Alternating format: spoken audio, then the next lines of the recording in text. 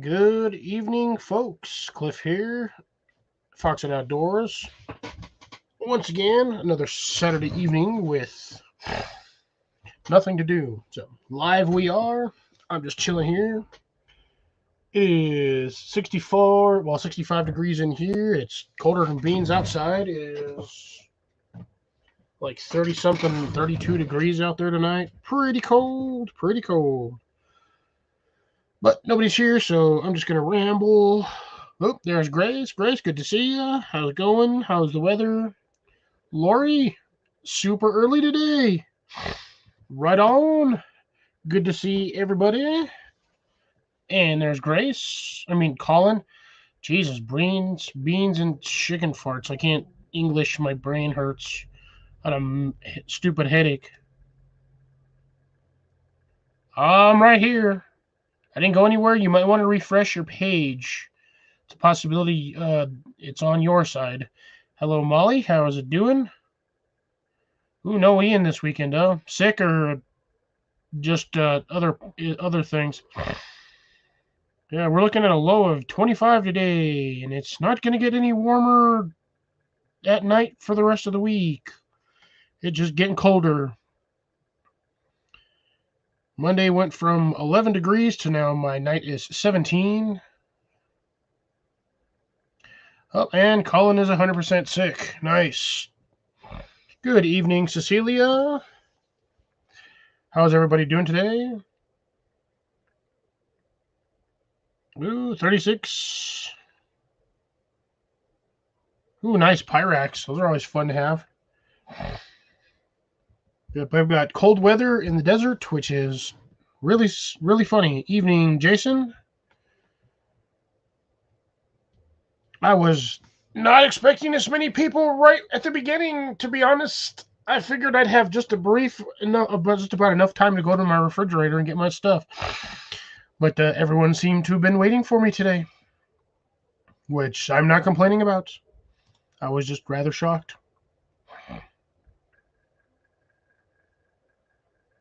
Ooh, I might have to watch that one. Ooh, she's gonna be live tomorrow. I should be might make that one. Anyways, once again, YouTube is not popping me out here, so I gotta go find myself just so I can pop out my dang chat, so I can see what's going on in real time YouTube. Oh, hey, I'm actually only about few seconds behind for between YouTube and StreamYard. Oh, sorry, I'm all like salivating on myself. Because,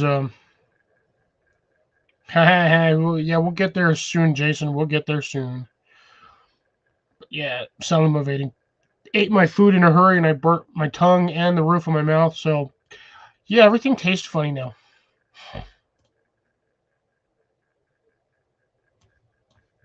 And I really wish this would keep my pattern the way I have it over there. Colin's been waiting since 7. I go at 6:30 my time, so I don't want to go any earlier because then I don't ever get a chance to eat. So I go at 6:30. Oh, I scratched it. That hurt. About 60 in my greenhouse, which is a shock considering the sun set about an hour ago, about an hour and 10 minutes ago. I got 8 people. Boards are easy to find. All right, let me go get my stuff real quick.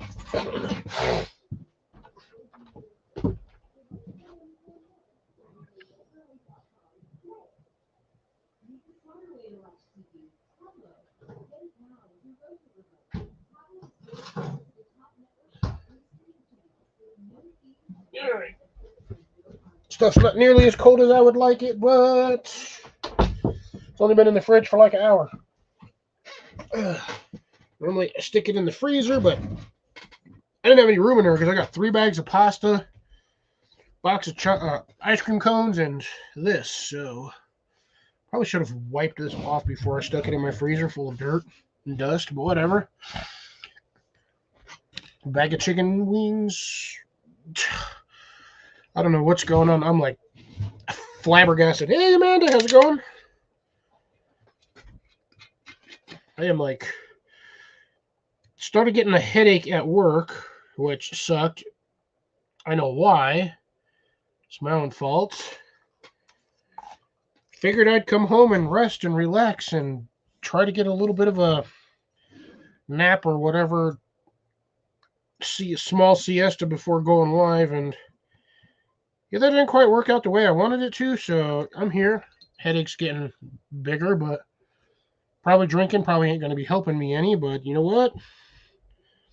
I cannot disappoint the fans, because the fans want a Drunk Fox. Just kidding. Drunk Fox will be happening on the 18th, 17th to the 18th. We will be dealing with Drunk Fox. Because Drunk Fox doesn't have to go anywhere in the morning, and I almost cut my finger. This is wicked cold right now, by the way. I'm going to set that over there. You know what? I got an idea.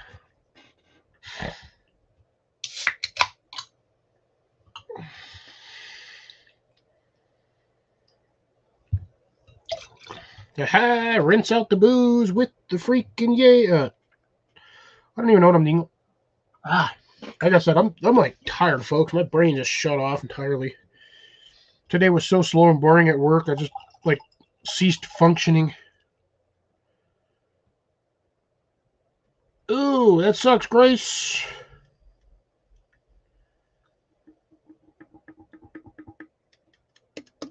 Yeah, trying to rinse off my booze with my booze. And unfortunately, I don't have any Who's because I don't live in Whoville, so no Who's. But I do got the booze. Get a little stir with our usual, and you guys will notice I'm wearing a gray shirt today. I took my other work shirt off and decided to go with this one to hopefully see whether or not it's the color of my shirt that keeps my camera from going fuzzy. Because we all know when I'm in here, my camera likes to go blurry constantly. So we're going to see today if it's because of the yellow shirt.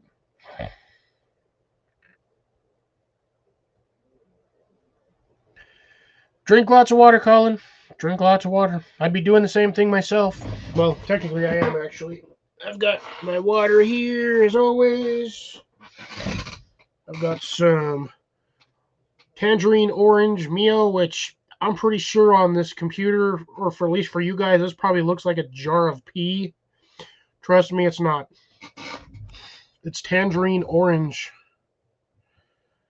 which makes no sense because tangerine and orange are the opposite colors of what they actually are. And I got some stuff in here. I need to clean this.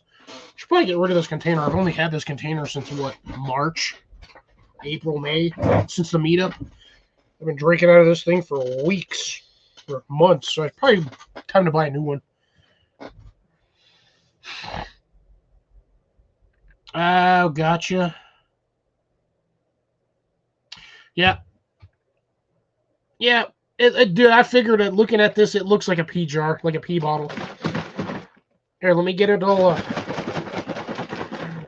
Just so you can see the bubbles. Yeah, just kidding. No need to gross out all my watchers.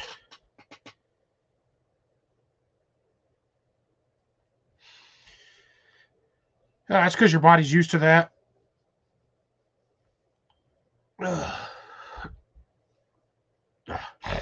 do have snacks. Already ate half of one of the bags, but I went and grabbed some peas chews, some cheese puffs today, and 2 bags of chips, and a lasagna, which I've already finished eating about maybe 10-15 minutes ago. So, yeah, we're going to take our first sip of this because I'm going to see what this tastes like with a burnt tongue.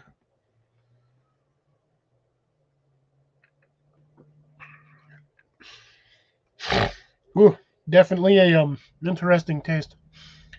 I can still taste it, but it tastes kind of burnt. Weird. I had 9 people.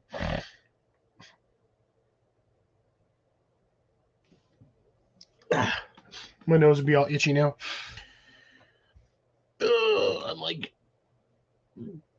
I'm tired. Yeah, my chat died. Oh no, I lost somebody else who's leaving me. Fun little thing I should probably tell you guys. I think for this month, on this month alone, I am going to leave my live streams up. Just to see if that'll help me boost my hours watch time. Alrighty. And somewhere in here I have a package. Where did I put it?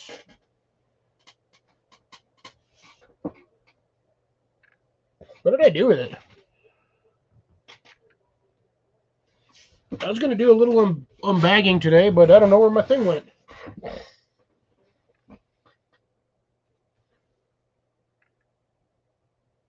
That is really weird.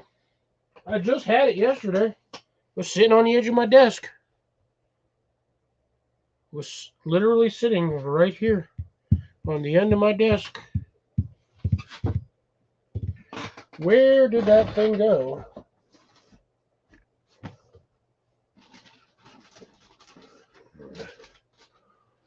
Well, that is interesting, folks. I was going to do, like I said, a little bit of an unboxing, but I seem to have misplaced the package. Let's see if it's behind the computer. Nope, not behind the computer. And I know it's not under that. I am actually really 100% baffled as to where it went. Oh, actually, never mind. I just remembered where I put it. Ha, brain. Ha, nope, it's not toilet paper. Oh, man, I keep losing people. What the heck? Everyone pops in and then everybody leaves. Nobody likes me. I'm going to have to go eat worms. I don't think I could eat worms after eating lasagna and drinking alcohol and flaming hot chips.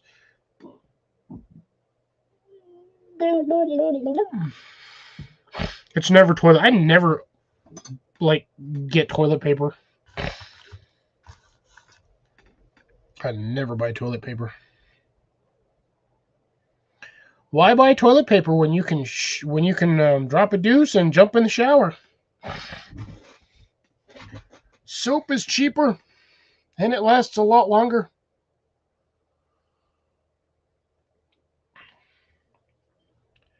Nope, because I don't never remember watching The Lost Boys.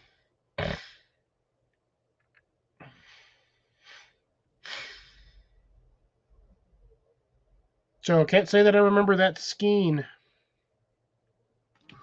Oh, you know what? So y'all can't see me. My address. Never watched it.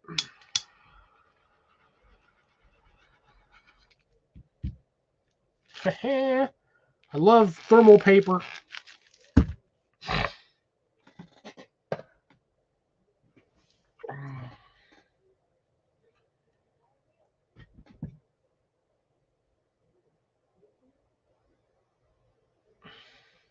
Yeah, no.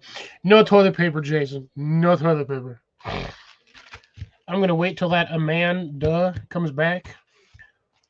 We did have Lori in here. Tiny Titan was in here, but she said all of a sudden I went, my screen went, she lost sight of me.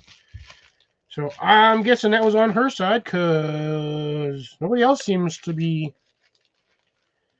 Yeah, I don't think a bidet is going to fit in this little package.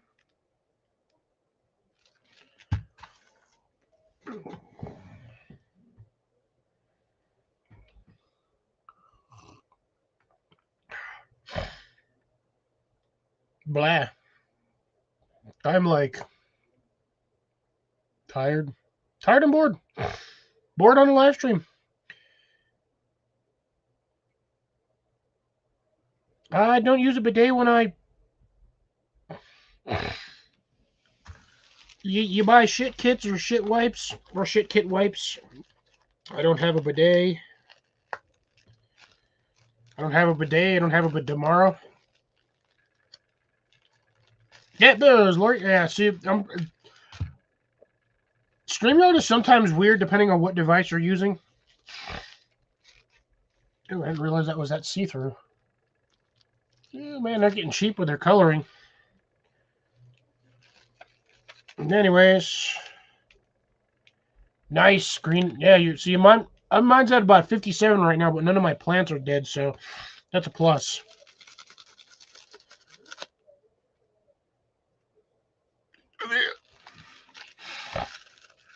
All of the sudden, I suppose I can wait till Amanda gets back. Random bits of plastic. It looks black, but it's like this weird brown color. Like super, super dark brown. At least, yeah, look, it's like an opaque gray. It's kind of weird.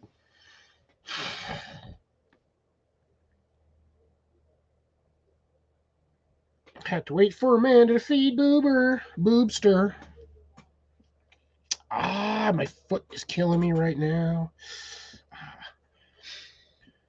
At least on the plus side, I ate food before I came on here, so I'm not going to be completely flabbergasted, inebriated, 3 sheets to the wind. I'll only be 1 sheet to the wind, maybe 1.5. Well, no, I lost people again. No. Oh, no. I don't know why I'm focusing on my numbers. I don't even care. People come, people come. If they don't, they don't. Looks like I got a bunch of decent... Might have a bunch of cool stuff in here. I don't know. We'll find out in a bit when more people pop in. Yeah, I actually got this on Friday, which was really funny. So I was like, ooh, I have something to do for Saturday. I have a little bit of an unboxing. Wah, wah, wah. Ow, ow, ow. Oh, and my the corns that I was growing, my test corn, still only got 2 out of 10. So that's only a 2% germination rate. But again, that's most likely just due to the way I stored the corn. And the fact that technically I'm trying to grow corn starts in the winter, which might also have something to do with the low germination rate. Once it starts getting warmer, I'll do another test run on corn starts. Not corn starch, corn starts. And then I'll see if that changes the ratio any, or if it's, yeah, 20%. 2 out of 10 is 20%. Did I say 2%?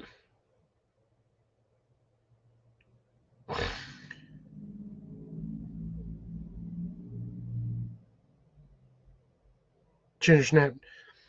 Yeah, if I said 2%, I'm sorry. My brain's...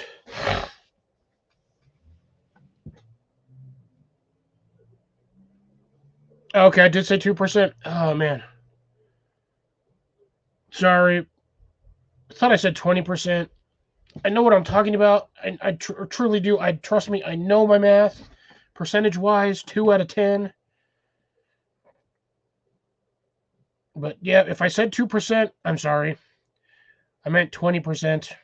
I still have low germination rate. So I got to figure out what's going on with that. But I really do honestly think it's just due to the fact that I am trying to start those in the middle of winter. And I don't get a lot of sunlight in my greenhouse at the moment due to the fact that, it's mostly been cloudy. So,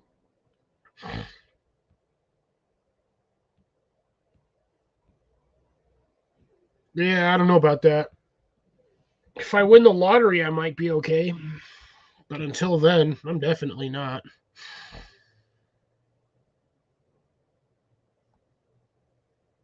I don't know, whatever the soil temperature is in the greenhouse.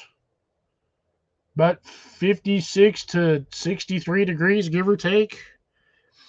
I literally have them in like a little tray basin, like what you would stick under like an indoor plant to keep the water from spilling out onto the floor.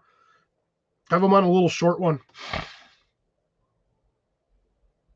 I had all I did was I just put them in there, filled it with water, and then put dirt on top of them. and I just wanted to see what would happen. But the ones that I did, those 2 that did germinate, I transplanted those, and they are still doing pretty good. They're getting bigger. One of them's like, I don't know, about 2.5 inches almost. No, about 2 inches. Other one's about 1.25 inches, give or take. But they are slowly getting bigger. I don't know, probably. I'm not a corn expert. Hey, there's Blakeage. What's going on?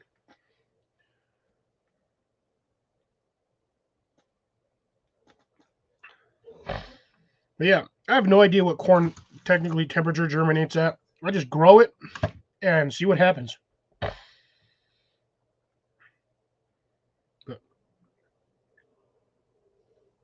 I don't know. Like I said, like I said, it could be just because I'm trying to grow that stuff in the wintertime, or at least germinate it.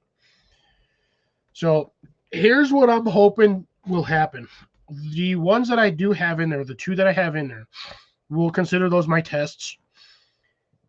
If they continue to grow slowly, but keep growing, I'm going to set those 2 in their own planter somewhere else, off to the side, somewhere they can do their own thing, just to see what happens with those 2, because I would like to see what I can get for either production value or durability with having those things technically stunted in growth, or slow growth stunted, I guess. Cold growth, I really don't know what to qualify it as. So I'm hoping that the rootstock on there will be a lot thicker, denser, and stronger. So when I get to transplant them into the main garden in an area, they will take off quite well, or do exceptionally well in that space.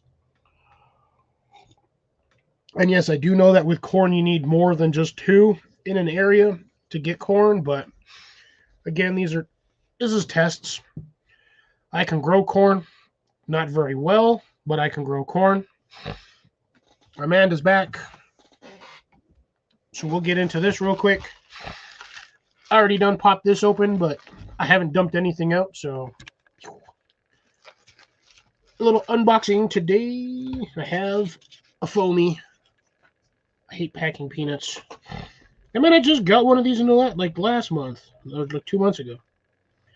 Got a handcuff key, or handcuff shim key. That's what this one's called. Handcuff key micro tool and shim. I just got a handcuff shim key again. I have 2 of these now. And I have 2 of these. I like these ones. Haven't used them, but I might get one of these, and I might do a small the bamboo spear with these, since I have an extra one. I will. I might do a little video on bamboo spear just for this. And then the standard inventory card, standard Grimworks business card. Let me get the. Here we go. Put it on that. I'll just hold it right there. For those of you who might be interested in doing this, it's like $20 a month. It might be $22 now, but who knows? But there's that. And then we have how to make a platform fire. And this one looks like making a spear fishing rod.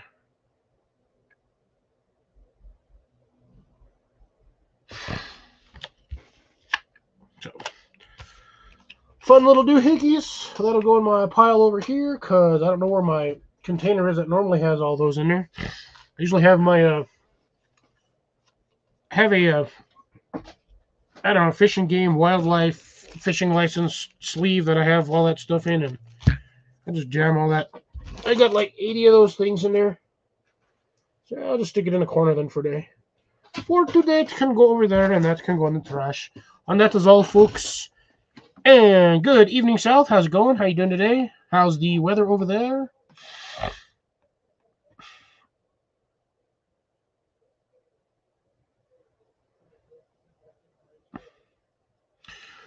Germinating is different than growing them because, I mean, that would be interesting to grow corn in the wintertime, but the problem is the roots will freeze no matter what. So unless I can manage to grow a strain of ice corn, which would be kind of interesting to actually get white corn, like white, and I mean like paper white. It's already lifted.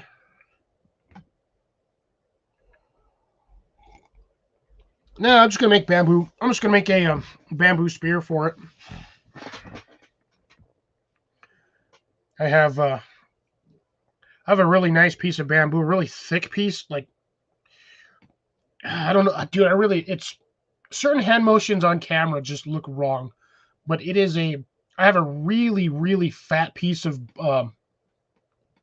bamboo somewhere. My camera's not going super blurry tonight, folks. You'll notice it's just going slightly blurry, not like it normally does. I want to be a turd.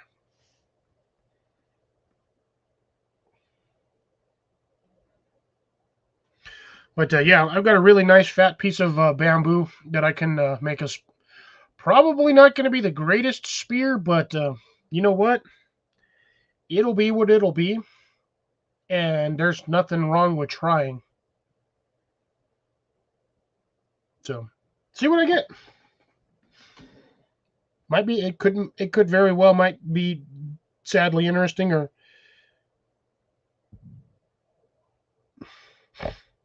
whatnot. No.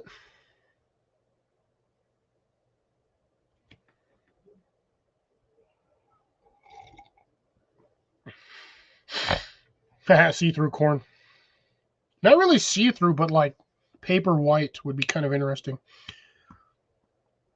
But I can try that. I can keep trying to grow corn, try to germinate corn later and later in the season. And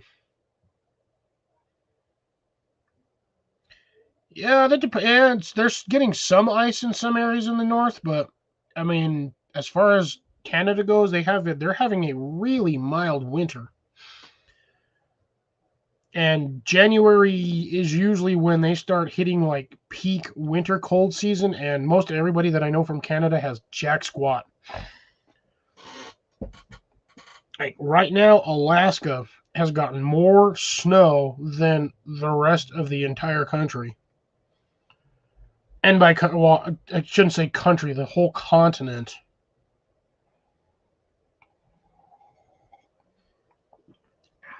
Oh, and yeah, Jason, I still didn't get any snow. Like it snowed ish.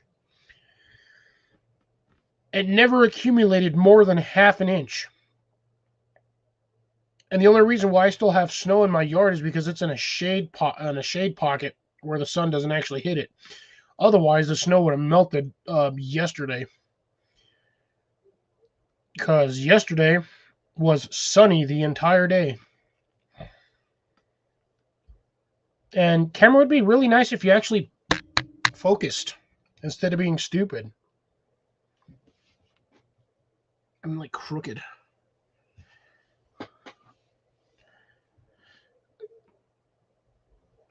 And maybe I should start leaning this way. Really? Come on, camera. Like, I know you're not drunk. I mean, I've only had a couple of sips. But, so definitely wearing a darker colored shirt has a little bit of something to do with my camera focus. Because normally by now this thing would be looking like I'm in the freaking background. Yeah, that's a little better. Yeah, I can't figure out, like, I don't know if I'm sitting in my chair right. What do you mean not in 2 weeks? Elaborate on that one, Jason. I'm still not getting snow. Like, there is nothing forecasted for snow. I have cold, and that is it.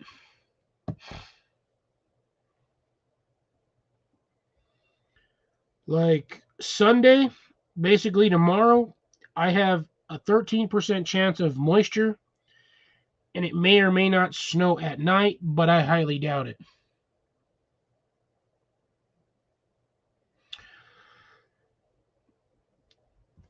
If I could ever figure out how to get my 10-day forecast working on this thing, this weather thing is always weird.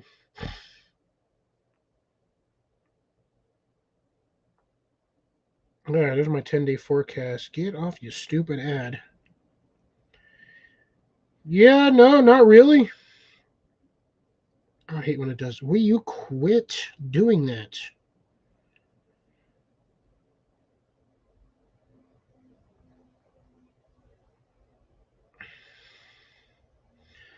Let's see. I got the 10th because it just said this thing's going to be weird.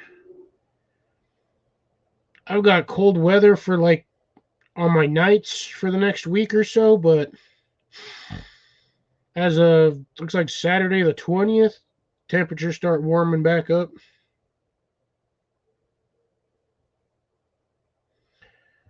So on the 20th, my low is like 30, 31. So technically still freezing, but not 100%. Goddamn camera's pissing me off right now. It's like just does not want to focus. There we go. Ooh, what happened here? It looked like I got punched. Is it bad on that side too? Nah, just on this one side.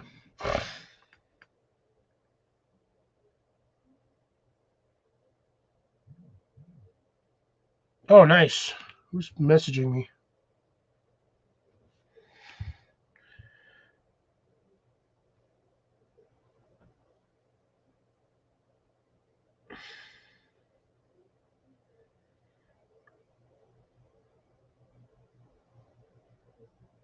Ew, gross. I don't eat lean cuisine. Those things are nasty. Interesting, Grace. Thank you for that. I think I paid like $4.99 for mine today. I got it. And let's see what Tyler said. Not Ajax, Tyler.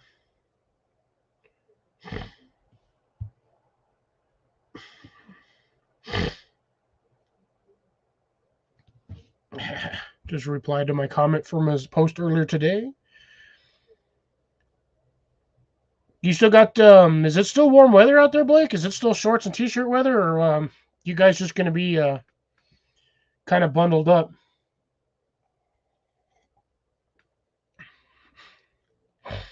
Nice. Toaster ovens are always good to have. Will do, Grace. I will do that.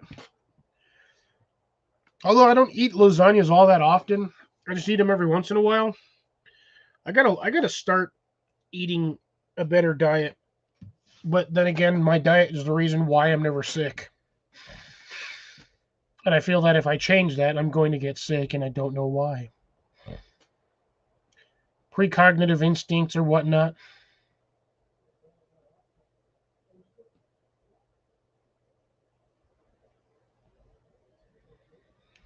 Mostly pizzas.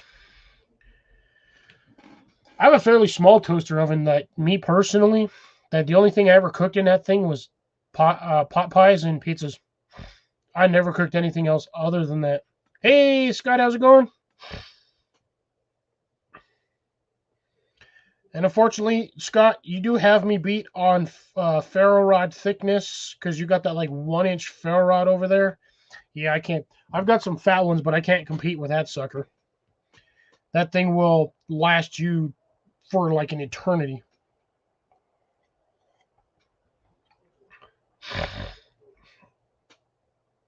And there's Deb. Look, Deb showed up early. Deb found time to sit down. Right on, Deb. Right on. Even the ones I sent you, Colin, will still last a long time. They are substantial ferro rods. And I found out, unfortunately, that the company that I got mine from is no longer in business. So yeah. So I got to get with I got to see if I can get a hold of the main guy over there and see what's going on with the website.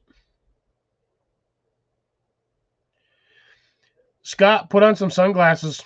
That's the only thing I can suggest. If you have some like slightly tinted safety glasses, throw those on.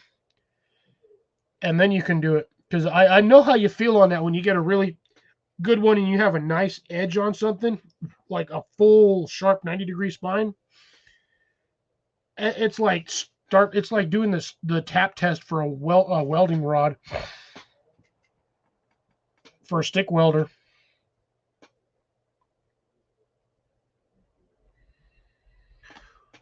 Ooh, Ginger's crossed. I will see if I can't get Amanda to cross another Ginger. But yep, fingers crossed on that one, Deb. Are these ones a new batch or from old stock?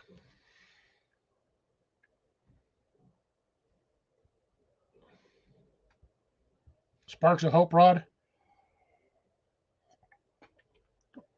Yeah, you'll never like I said, that thing is that's a beast. Like you ain't running out anytime soon on that one. I know I've got some fairly hefty ones myself, but like I know I have one somewhere that I have that's like a half inch. But you got that big old fat 1-incher, and that's like 1x8. But yeah, that thing will be throwing sparks for days. What's really fun is you get one of those and you mix it with magnesium powder or magnesium shavings in a bundle of fatwood shavings. Well, you want to talk about something going up in smoke real fast? Anybody that's used fatwood knows that stuff burns stupid fast. God, I really am. I really do lean. I'll go this way. I'll start leaning that way. Let's see. Yeah, I think it's literally just because of how I hand my hands. So if I have both my hands in the middle, I'd lean normally, but if I put one to the side, or like one down, I'm like slumped. Obstacle! Good to see you. Missed you last week. Or were you here last week? I can't remember. I might have been drunk.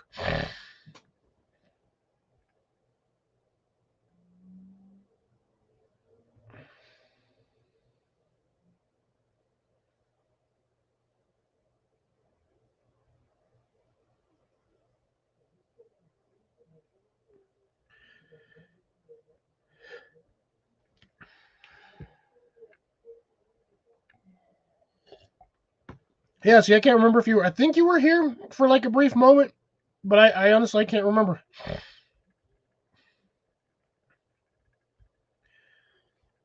Like, most of these guys, I remember if they're here or not because I see them like 3-4 times a week in chat. So I'm used to seeing everybody's name. So you got CRS. Yeah, I have that sporadically every once in a while.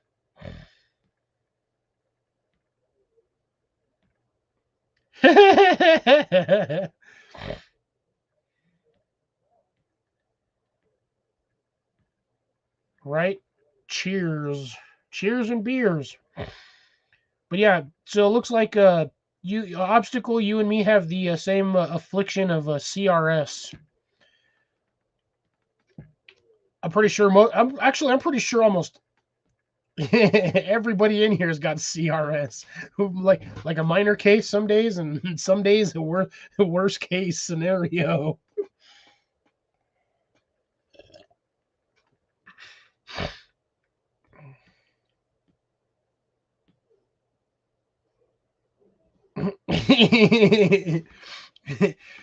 CRS stands for can't remember shit.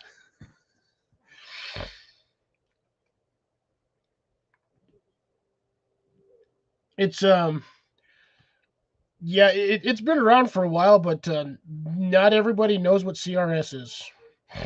But yeah, CRS stands for can't remember shit.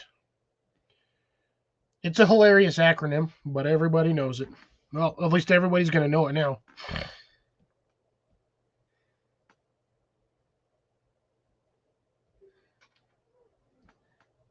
Right? Write a list, forget the list. Get all the way to the grocery store. And then you're like, where's the grocery list? And you like remember it's still sitting on the counter by the sink.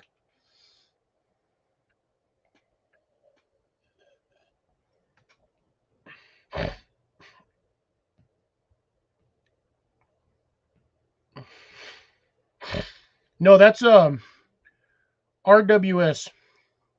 Run with scissors. Because we all know. You know what? This is aggravating. I do not know why. Alright, fuck this shit. And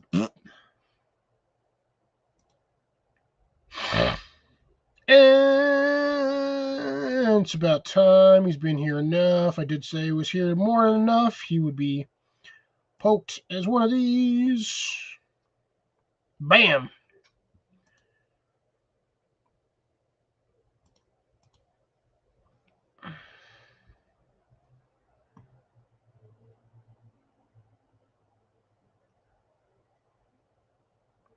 RWS Wine Company. Oh my god. Why do I have a feeling that like was started by a white girl? My pleasure, Scott. You've been here long enough. I just realized you didn't have one.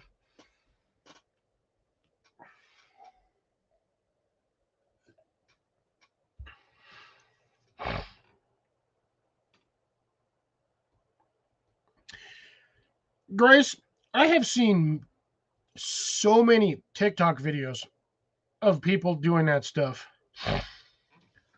Like literally using their phone, the flashlight on the back of their phone, looking in a bag, trying to find the phone.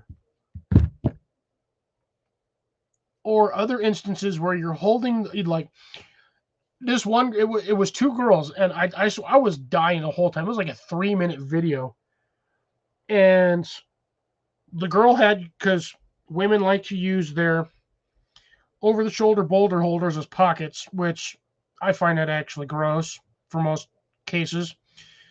She had her phone stuffed in here like this, digging through her sports bag while her friend kept calling her, and it never dawned on her that her phone was in her over-the-shoulder boulder holder, and she could not figure out why. She could hear it, but couldn't find it. And all I wanted to say was, Sokka, why is your forehead so red?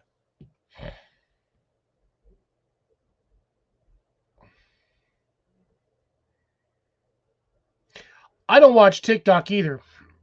Most of all of the stuff on TikTok ends up on Instagram. So I always end up watching it on Instagram. Ranny Pocket.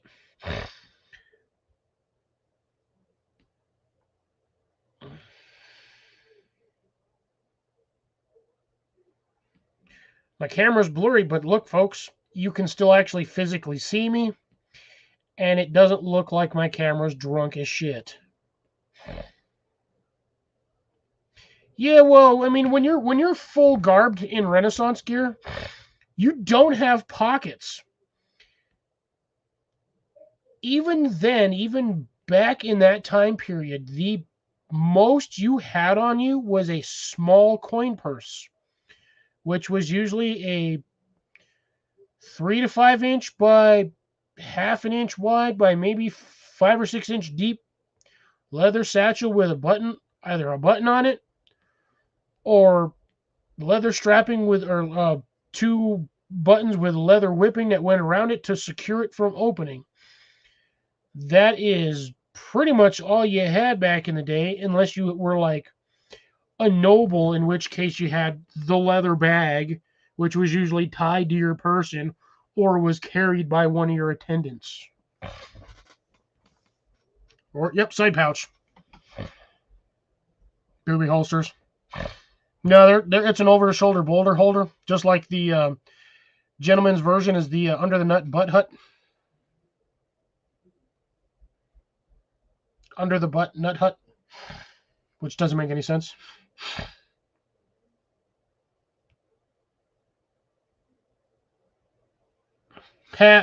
I've had people do that too. They're like, where?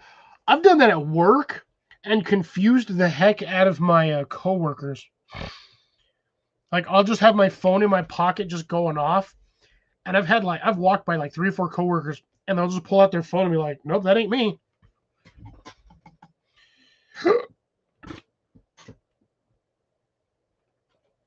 My camera is not being super finicky today, but which is good. My Sporan or side pouch. Yeah, well, that's what I'm saying. That's what you had back in the day was you had that little coin purse. Banana hammock, banana nana. Banana hammock, twig and berry holder.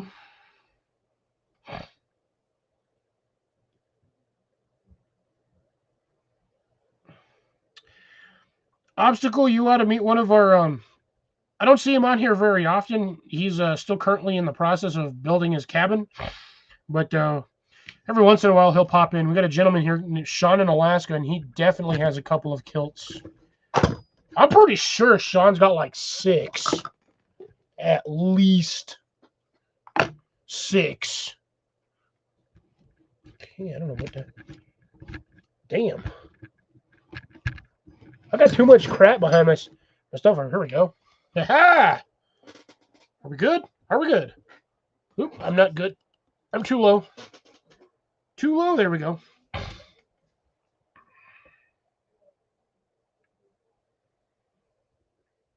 They still had some thread back in the day. It wasn't 100% all done with sinew.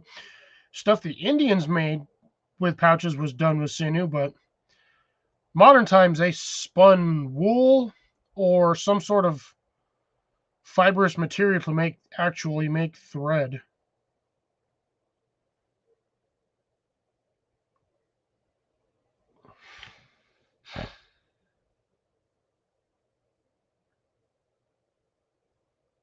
The leather is easy to find. I don't know where I acquire the stuff from, but I have random packed like sectors of leather. I don't know where I get this. I literally don't remember where I picked this stuff up. I just have random swaths of leather.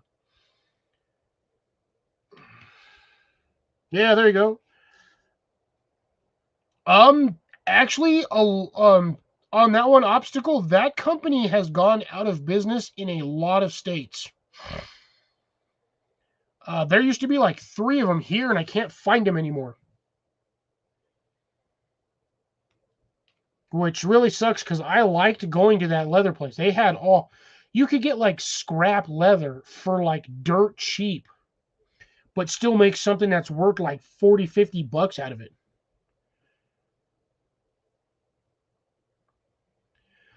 Most of the time, 100% pure leather, like straight leather, is expensive. You can get pleather, which I hate. Pleather is good for certain things: couches, sofas, love seats, chairs, stuff like that, because it looks nice. It's got a long wear pattern to it. So, like, I have technically, I think my armrests on my chair. I don't know if I think they're leather or pleather. I'm not 100% sure. I know the back of this. Like, this chair was expensive. When I bought this chair, this thing was like $200 to like 200 or 250. It was a ridiculously expensive chair. And I like it. Problem is I can't find any more like it because it just had really nice cushioning on it. It was like all like brown leather, like dark tanned leather.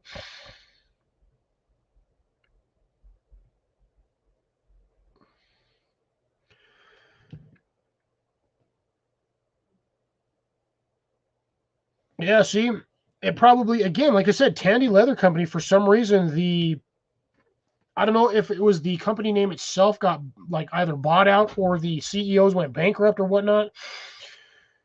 But I used to have a couple of leather shops that I used to go to every couple of weeks just to check out stock to see if they had anything cool that maybe I might be able to do something. And unfortunately, The leather shops that I used to go to, they're gone. They are no longer there. One of them, where I work now, used to be so where I work now to where that leather company used to be was like 8 minutes away. Maybe 5 on good traffic. It's not there anymore. Used to be next to an electronic shop that me and my dad used to go to all the time to get the very odd electronic parts. Kind of like what Radio Shack used to do back in the 80s and 90s and early 2000s before the CEOs went and flipped a retard switch and started selling everything under the sun: TVs, phones, radios, satellite dishes, CBs. I mean, yeah, you could get a lot of that stuff back in the old days at Radio Shack, but I mean, old school Radio Shack, you had CB radios, walkie-talkies, like you could get ham radio stuff there. The old transistor radios used to be able to get there. And yes, I know this for a fact because Radio Shack was like the Home Depot version for nerds. So you could get a lot of like very rare, like not rare, but extremely hard to find electronic parts. So again, they always sold transistors, transformers, little conductors, connectors, circuit boards, things like that for like the electronic hobbyist. And then they started selling cell phones, RC cars, TVs, radios, like modern stuff. And I think when they started selling all the modern stuff, that's when Radio Shack started going downhill. At least in my opinion. Like, I have some of these, you can't even find these anymore. Is this. Of course, it's not going to focus. It's going to be an ass watch. So I'll focus way back here. This is an Intercell, but anybody who's ever shopped at Radio Shack, will automatically recognize that color. They don't make this color for batteries anywhere other than Radio Shack. You can't find these in the stores. Best Buy, Walmart, Target, Sam's, anywhere that sells batteries, you will never find a green battery. You can find them online, and sometimes you can find them at Costco and Sam's, but those are like they're like an off-brand. It's like Eco something or other. But, man, I'm dropping everything over here. But just for proof, right there,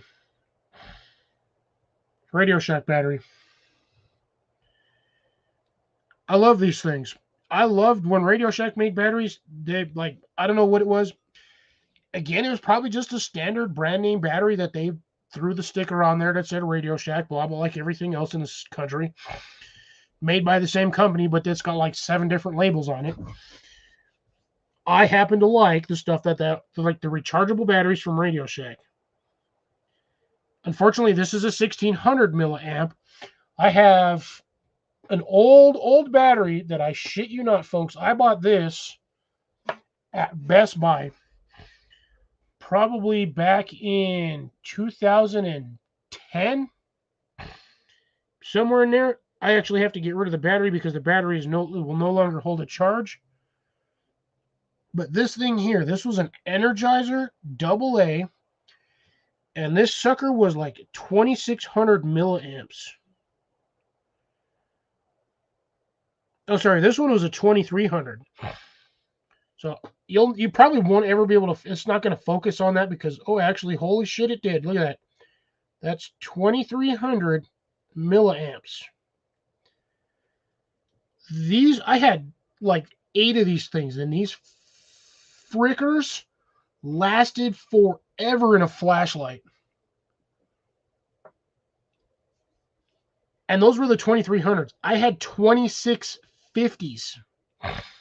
2650 milliamps was the biggest battery for AA that I had ever seen anywhere. I could put that in a device, remote.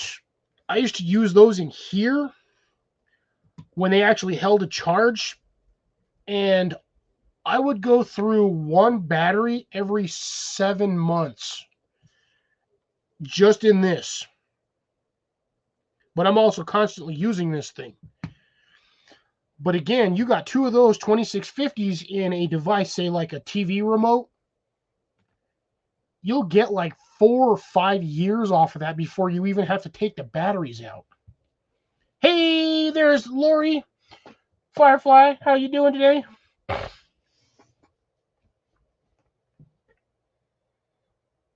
I've got a good, I got 13. Woohoo, yeah, look at me go tonight. I'm doing good today. Cool, so frog jelly leather, I'll have to check those ones out.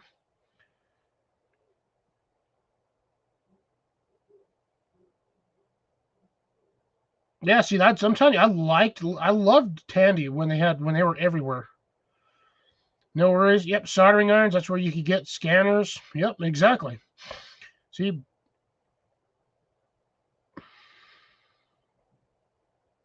yeah, that was back in the day when Radio Shack actually had people who knew what the hell they were doing. If you had a funny item that you needed, some sort of like 2 amp or 2 volts transistor capacitor thingy for, I don't know, 1960s tube TV or some shit like that, they'd have it. Yep, CB radios, like I said, they had walkie-talkies, radios, stuff like that. CBs, they used to sell, they were the ones that used to sell the ham radios back in the day. You couldn't get them anywhere else but Radio Shack.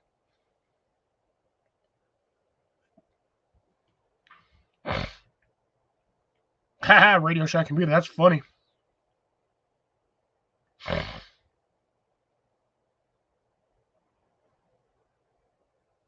Yep, I agree on that one, Grace.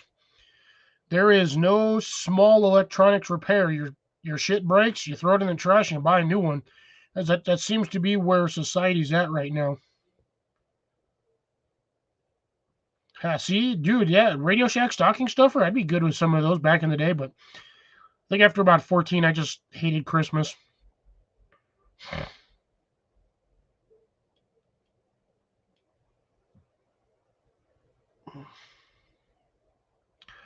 I have one of those old school like little they're little RC cars, but they're for like smaller areas. So you can like drive them around. If you have like a flat floor, like wood floors or flat or linoleum, they would work real good. Comes in what looks like a Coke can or Pepsi can, or well, basically like a clear soda can. Pop it out. Runs on 2 AA batteries, I believe. Little antenna pops in there for the controller, and you just have front, back, left, and right on this little tiny pad. That's oh, shit. I don't actually have. Yeah. Your controller would be something like this. It'd be like just a little bigger, and you'd have forward, backwards, left to right, and you'd have the on and off switch in the middle, and then you'd have the little receiver antenna. But yeah, I have that. I actually have one sitting up here. I got that thing for like $5 because they were doing a clearance at the time when Radio Shack went out of business where I used to work. I used to work right next door. And I actually have one of the Radio Shack power strips. It's like a 3-foot power strip that has like 9 plugs on it. Solid metal, everything, man. I don't know where I put it, but sorry, it's like a 2-footer. But yeah, I have one of those. I have the dude just gave it to me. He's like, here, you can have this. I'm like, oh, cool. I was like, how much do I owe you? He goes, nah, you can just take it. And he looks at me. He goes, because what are they going to do? Fire me? I started laughing because like they were literally closing out, and they had to have everything out of the store at a certain time. So they were just giving shit away. I wish I would have gotten more batteries at the time. I wished I would have gotten more batteries. Hindsight. I also wish I would have gotten one of the 500 or 600 watt inverters, the car inverters. I have a 350, which will run a few things, but I can run at best a couple rope lights off of there. But yeah, I wish I would have gotten some of the bigger ones before they closed out. Because I think I paid like $20 for that 350, and it was like a $50 inverter normally. Because they were doing like, it was like either half off or like 60% off or 70% off, something like that. I don't remember what it was, but I've had that thing for years. It just sits in my truck. Yeah, UHF antennas.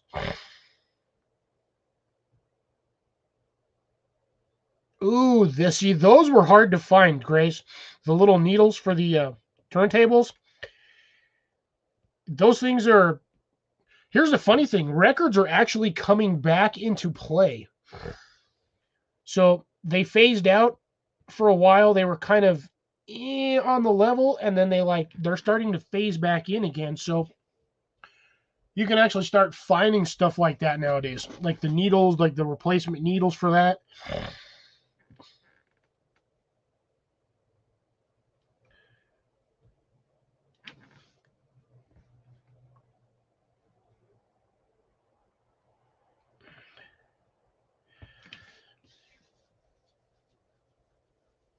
Handheld CBA used for.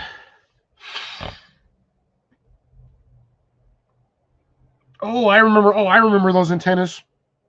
Oh yeah, I remember those antennas.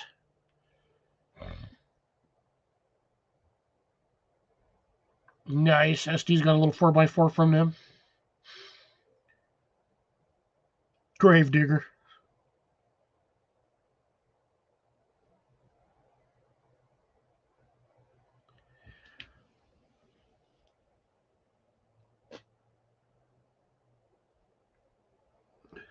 Oh man, I have. That's the one thing I do not own is a D cell flashlight. Actually, no, I stand corrected. My old mag lights, which are sitting back there, are D cell. And I think those are both 3 or 4. I think those are all they're both 4 cells. One of them's messed up, and I can't find the right Allen wrench to fit down on the bottom to take the screw out. Last time I fixed it, I offset the on and off switch, and because I did that, that flashlight hasn't worked since properly, and I lost the Allen key that goes in there. Supposedly, it's a number. It's like a C or a T7 that fits down in the bottom of that, but I have not found a T7 that fits in there because those things are in there pretty deep.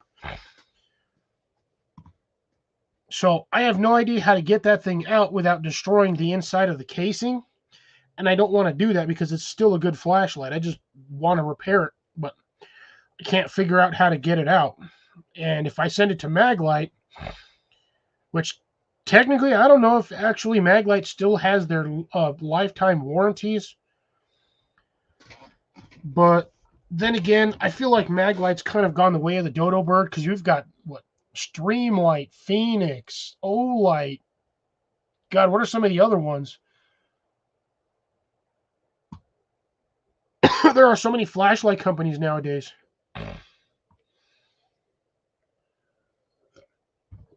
Yeah, I've got a 2 cell Maglite that takes 2 C cells, which is really funny. But I have a feel once my C cells bite the dust and no longer receive a charge, I think I'm just going to use the flashlight just as like an antique piece.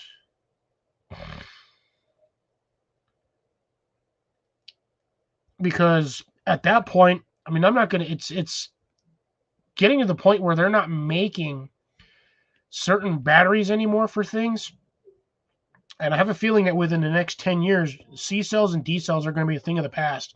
Same with most AA batteries because everything's going to go with. They're going to go. Almost every flashlight now at this point, it runs on an 18650 or CR123s or the 14500s or 26650s. I think everything's going with those kind of batteries.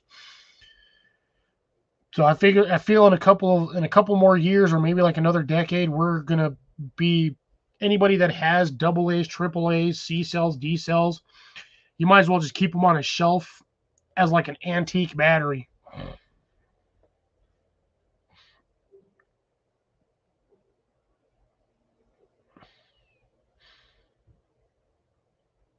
Yeah, at this point, everything, yeah, it's either going to be USB rechargeable, magnet rechargeable, or some sort of rechargeable. Oh yeah, that the Valkyrie. Oh, definitely, that thing is definitely bright. In the Godiva. Yeah, I've got don't have them on me at the moment, but they don't even make this one anymore. I love this thing. This sucker has the nastiest tactical front end on there. Like, look at this. Look at the tactical end on that. Like, that would suck to get whacked with that. Arm, elbow, anywhere solid. You get whacked in the temple with this, you're going to be sitting there crying like a little girl. Like, the bezel on that thing, that is, I mean, that is brutal. And look, you can see if you pay attention closely, you can actually see how steep that is. That is a very pointy profile. I actually dropped this on my computer, knocked it off my thing, and it left a dent, which pisses me off because it's right where I like to keep my hand. Yeah, this was one of their first tactical flashlights. This was the M1 Striker, or the M1X Striker, or I guess M110. Because if you do Roman numerals, X is 10. So, but that was the M1X Striker, and that ran off of the standard 18650. That is both side switch and tail cap, and it has reversible pocket clips, so you can put it on the top or the bottom depending on how you wanted to carry it. I had to put mine lens down because if you do it the other way and you reach into your pocket, you will hurt yourself. So I switched. You'll notice there is a little groove right here. Clip there, clip up here. I had this in my pocket this way once. Just once. That was all I needed to stick it down this way. Because I reached into my pocket for something and I scraped the hell out of my hand from like here to here. It sucked for like 3-4 days.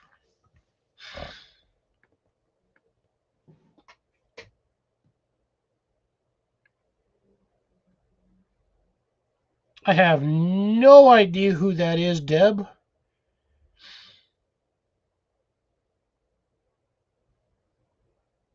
Oh yeah, definitely on that one, Tiny. That is a DNA catcher. That thing would.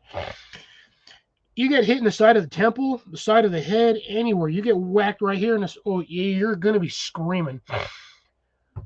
Like I said, I've whacked myself a few times with that, and I'm telling you, man, you get anywhere near bone with that, and it hurts like the dickens.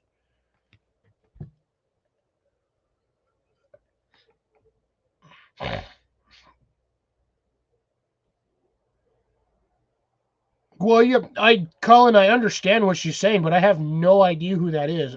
I was not into, like, as a kid, I was not really big into music. As a kid, I was outside more often than I was inside.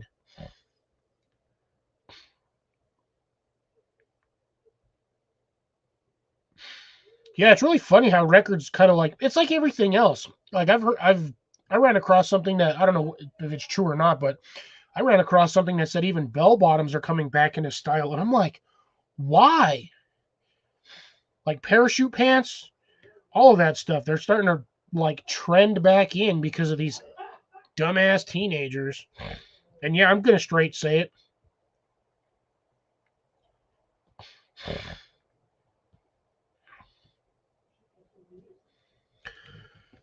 But yeah, we're slowly as time goes by, folks. We are slowly phasing out or fading out, phasing out certain commodities that we always took for granted because they were always there. Like essentially the disposable batteries, Duracell. Uh, what the hell is the other one? Fuck me. Energizer. Jesus Christ. Duracell and Energizer. I mean, probably they'll still be doing that for the next, I don't know, 20, 30 years, just shitting out disposable batteries, because they'll make you pay all that money for them, and then by the time you get to half those batteries, they're dead anyway. But yeah, I mean, we're getting to the point where a lot of everything is going to be interconnected or self-sealed battery casings that have rechargeable capabilities. Basically, once the battery's dead, you have to either go buy a new flashlight or send it back to the manufacturer, which in turn, they'll recycle the flashlight and probably just send you a new one if you have like a lifetime warranty with them. Allie Carroll, how's it going? Thank you for stopping by. Yep, Energizer. Yes, thank you. Yeah, Energizer, Duracell. I know there was a third battery manufacturer back in the day, but my brain can't process right now. I can't say Enercell because technically Enercell was a Radio Shack, like a sub of like a I don't know how to say it, like a Radio Shack knockoff, but not quite.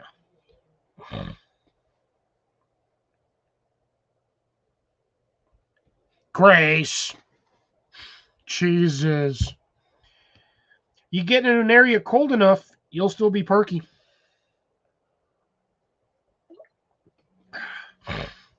All right, take care, Amanda. I don't know how long. Yes, thank you, Rayovac. Oh, and then the old Everready batteries.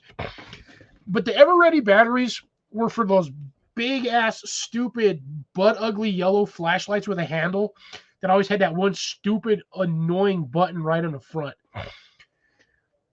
And it was always that big ass square battery with the 2 ports on the front, and you had to put that in there and then screw the cap on.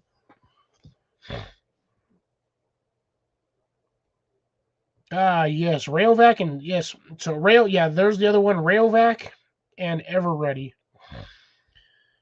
Those were the 4 main battery companies way back in the day.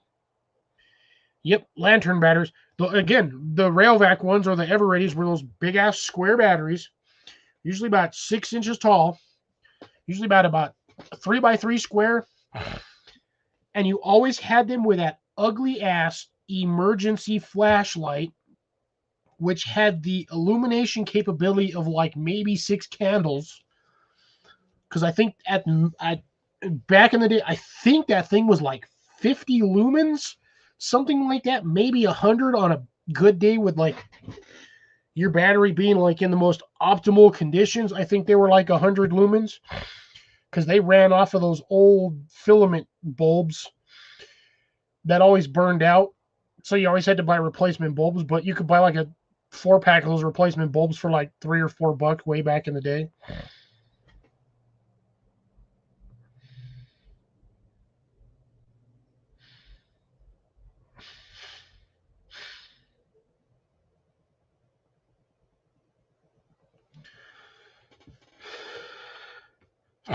Yep.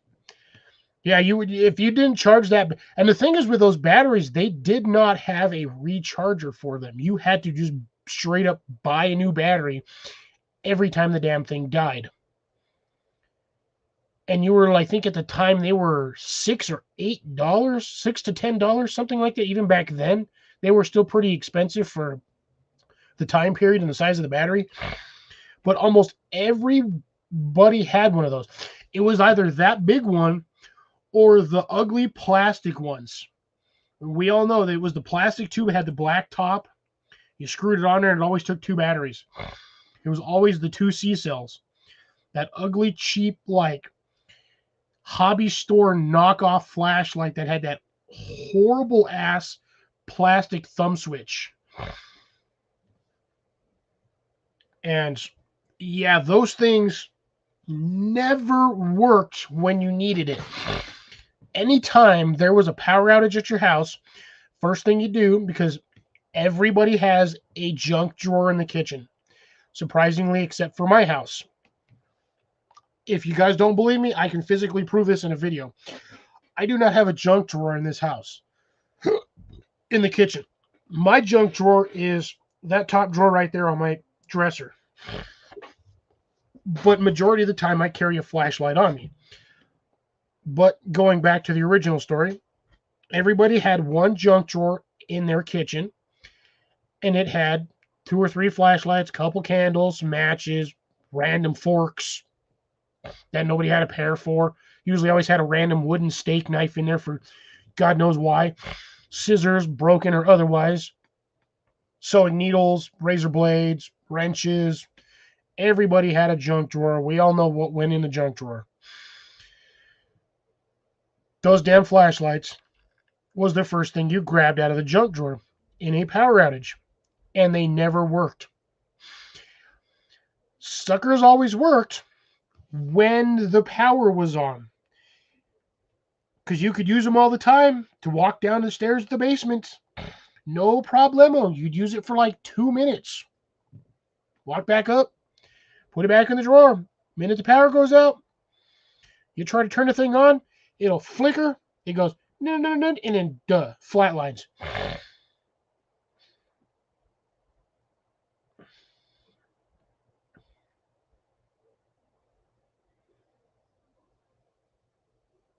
Ooh, don't unplug the camper. Never unplug somebody's camper. That's a good way to get your legs broken.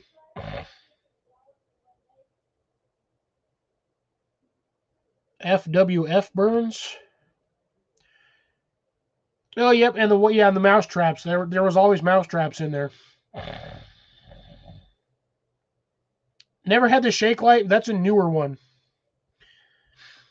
The shake lights are, I think within the last 15, 20 years, they were doing those.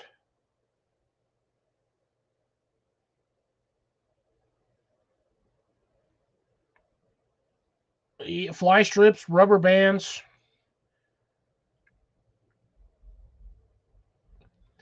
Some of them always had fishing gear in them. You'd go in there and it'd be like a random fish hook, fishing weights. Because you come back from somewhere, you empty out your pockets, you empty them out in the shit drawer. Buttons and band-aids.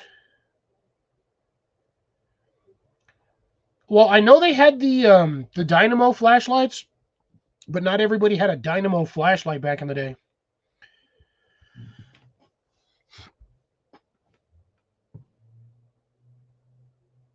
See, SD, I need to get you a good flashlight. I'm gonna send you one of these days.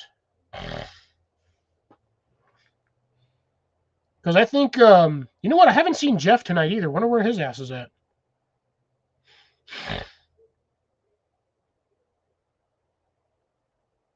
I love how Jason says closed pins instead of closed pins. Because, yeah, when you have them suckers open in the drawer and you go rummaging through there, you always end up sticking yourself.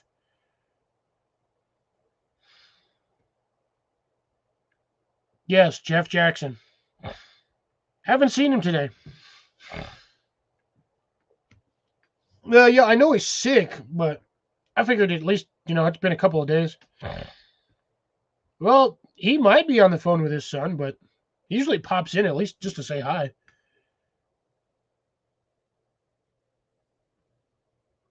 Yeah, shake lights were funny.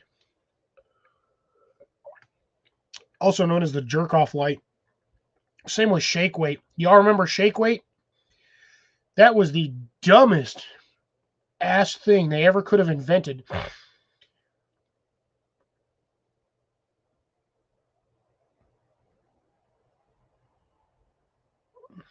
Colin, you shouldn't need to replace it. You just need to buy a new battery. Unless you completely lost it, in which case I think that was like a $40 light. Them stupid things are not cheap. They're usually, I think they're like $35 normally. I've got a bunch of them, but most of the stuff I have is like limited edition ones, so I don't get rid of my limited edition ones. How the hell did you crack the lens? It's glass. Like this one here? That's a glass lens, and I've dropped this thing. Like when I first got this, I used to use this thing all the time as my flashlight. I would drop that thing everywhere. I've dropped it in the dirt, dropped it on rocks, dropped it on concrete. It's really funny though, dropping it on concrete, it actually chips the concrete. Well, that might actually be a plastic lens. I don't want to find out. No, that's glass. That's a glass lens. Yeah, no, I've dropped this thing a bunch of times.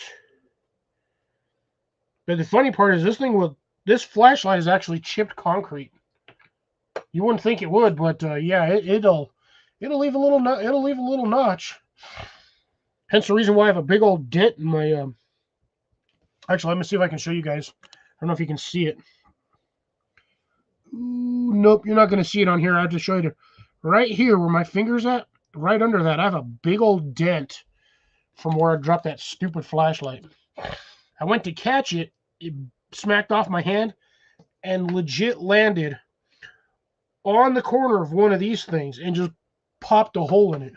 Or popped a big old dent. If I would have dropped it from any higher, probably would have punched a hole in there. Oh, I'm at 10 people. Sweet.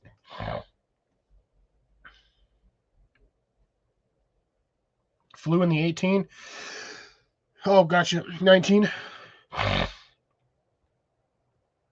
Yep. Actually, I vaguely remember that episode obstacle. I was never a big fan of South Park after like the second season. I stopped watching it because it was just the same crap over and over and over. See? Yeah, no, I'm not dropping that thing.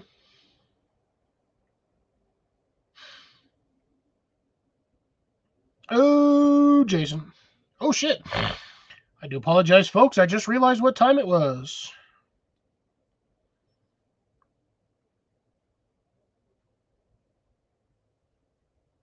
Yeah, no problem. Thanks for stopping by, Allie.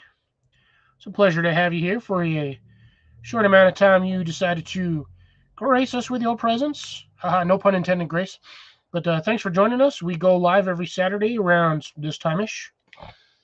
So if you feel like popping in again, by all means, go for it.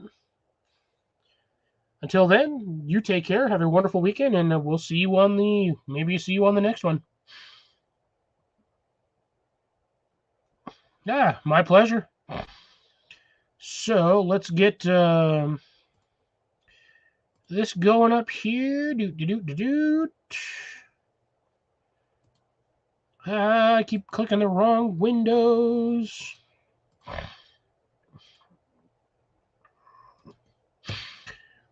Sorry, folks. Like I said, I didn't realize how far we had gone into the hour.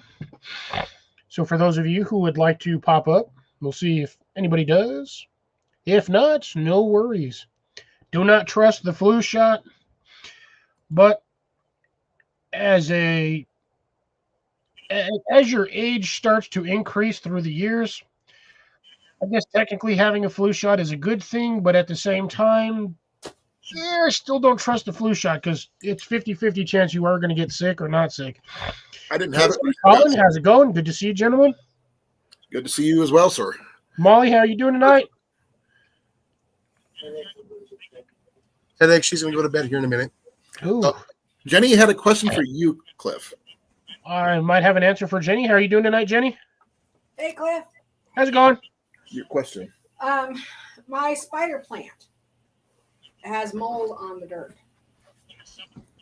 What do I do about that? Take your dirt, throw it in take whatever dirt that's moldy, and just toss it and put new dirt on it. But before you do that, sterilize it with some relatively hot water. Okay. That should eliminate any potential future mold, but you will have to take off probably about the first inch and a half of soil just to get rid of what's on the surface. And then, like I said, hit it with some really hot water, and then just put some fresh soil on it. Yeah, don't boil the roots. Yeah. But I didn't say boiling water. I just said hot tap water. Hot tap water. Okay, gotcha. Yeah. All right. Thanks. No problemo. He's taking a potty break, apparently. Seems so. What caused the mold? That's going to be the problem. What's that? Fat? What was that? Oh, what caused the mold is what you need to find out. Yeah. Tell them what you're making, Hen. Well, it was a plant that was it was growing in water, and then I transplanted it into soil. So I'm wondering if maybe it got acclimated to the water. Yeah, How long ago that's did you usually do what that? do it. What? How long ago did you take it out of the water and put it in the soil? 2 weeks Last ago. weekend. It was 2 weeks ago, wasn't it? That was last weekend. Where'd the soil come from? Heidi, Ian's mom. No, what kind of soil? It was No, potting he soil. said, where did it come from? Oh, It was potting soil that I got from Heidi. Ian's mom. We don't know where she purchased it. Potting soil could have just been bad. It might have had a small fungal or mycelium colony growing in it to begin with, or mold colony, whatever. But yeah, just like I said, just take a couple inches, like the first inch and a half of dirt off of there, throw some hot water on that, and then just add some new soil, and it should be fine. Well, Okay. I think you're out though, aren't you? Yes, I know. We'll get some of the stuff from one of our other pots and see what we can do. We had to throw out some stuff because we had ants grow before in one of our pots, which is really weird. No, ants do that. But that all was the last time. year. Okay, Ants live inside. where there's dirt. If you have a hole in the bottom of a pot and it's sitting on the dirt, ants will climb in there regardless of whether you want them there or not. Yeah. Okay. Grace says you should just replace the soil, Okay. and maybe it caused by overwatering. No, it was moist when I planted it. I did not water it at all. It was originally a water-based plant she picked up at a yard Renaissance Fair last year, and it was in a glass bottle, and it was just growing with the roots, in water. Hydroponics. Yeah, if it's only been in there for 2 weeks, probably get fresh soil and just replant it. Yeah. Okay, so we're gonna have to pick up some more soil then, huh? Yeah. Okay. Thank you. Smack us a crack as attack us. Yep, there he is. Yeah, make sure Neighbor's cat. Get rid of that soil in the trash. Don't dump it outside. Okay. I mean, you could hot compost it, but you ain't gonna hot compost anything in the wintertime.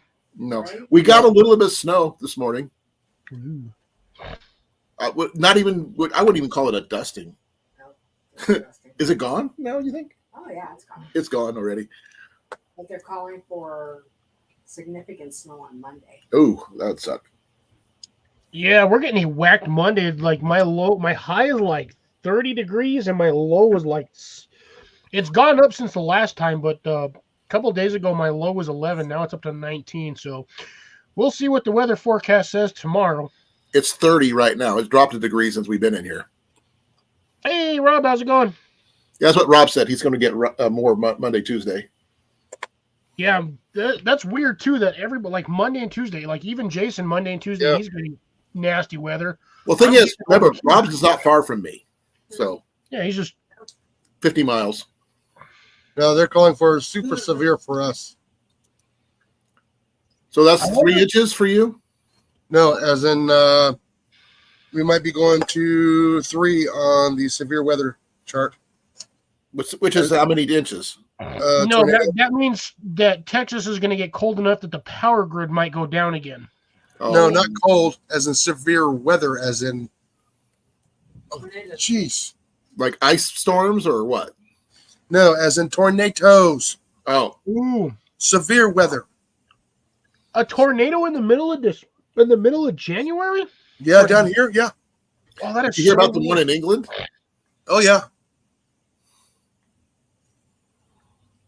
Maybe Oh. maybe tornadoes Oh, look. Monday, Tuesday. Look who's I haven't had this guy up here in a while. By the way, How you doing, Scott? yes. Oh, by the way, moment of silence for the B1B. Oh, yeah. Did they retire it? No, it crashed on landing and burned. Oh, We had, I haven't heard All anything. four, all four made it out.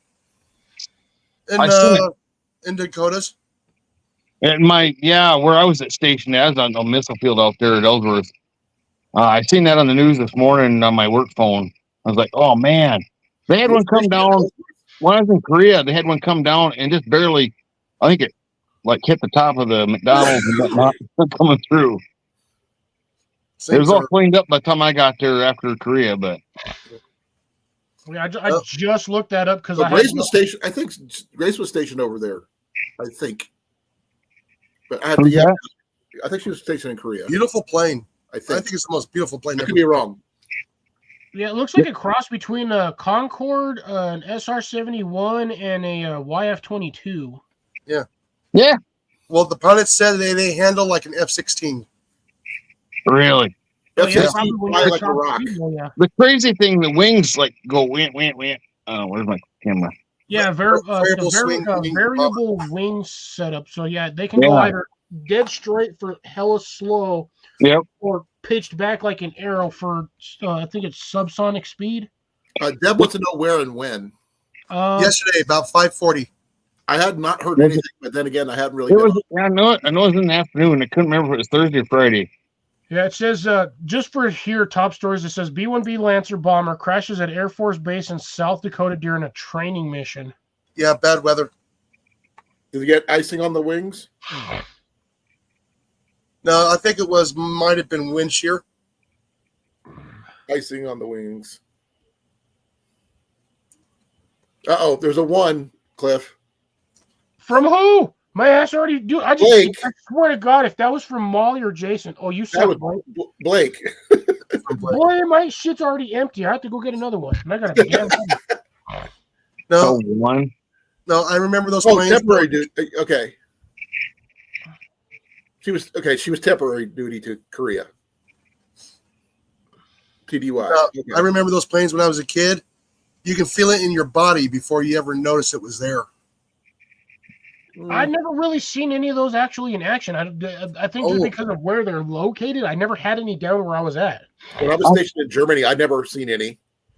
I was around them in Grand Forks and out there at Ellsworth, but I don't know. At Ellsworth, I didn't have nothing to do with it. I was in the missile field, so I didn't deal with them there. But Cliff, did you see what he said? Yeah, I see what Blake says. Now, like I said, I grew up at Edwards Air Force Base, so I got to see them all the time. My mom was part of the building process on all of them. I seen one time when I was a kid, I actually saw a Concorde in flight once. M1010s. Oh, That man. is a very weird airplane. Very weird. with that, I remember when I was a kid, then when they first came out, that kind of angled nose to them.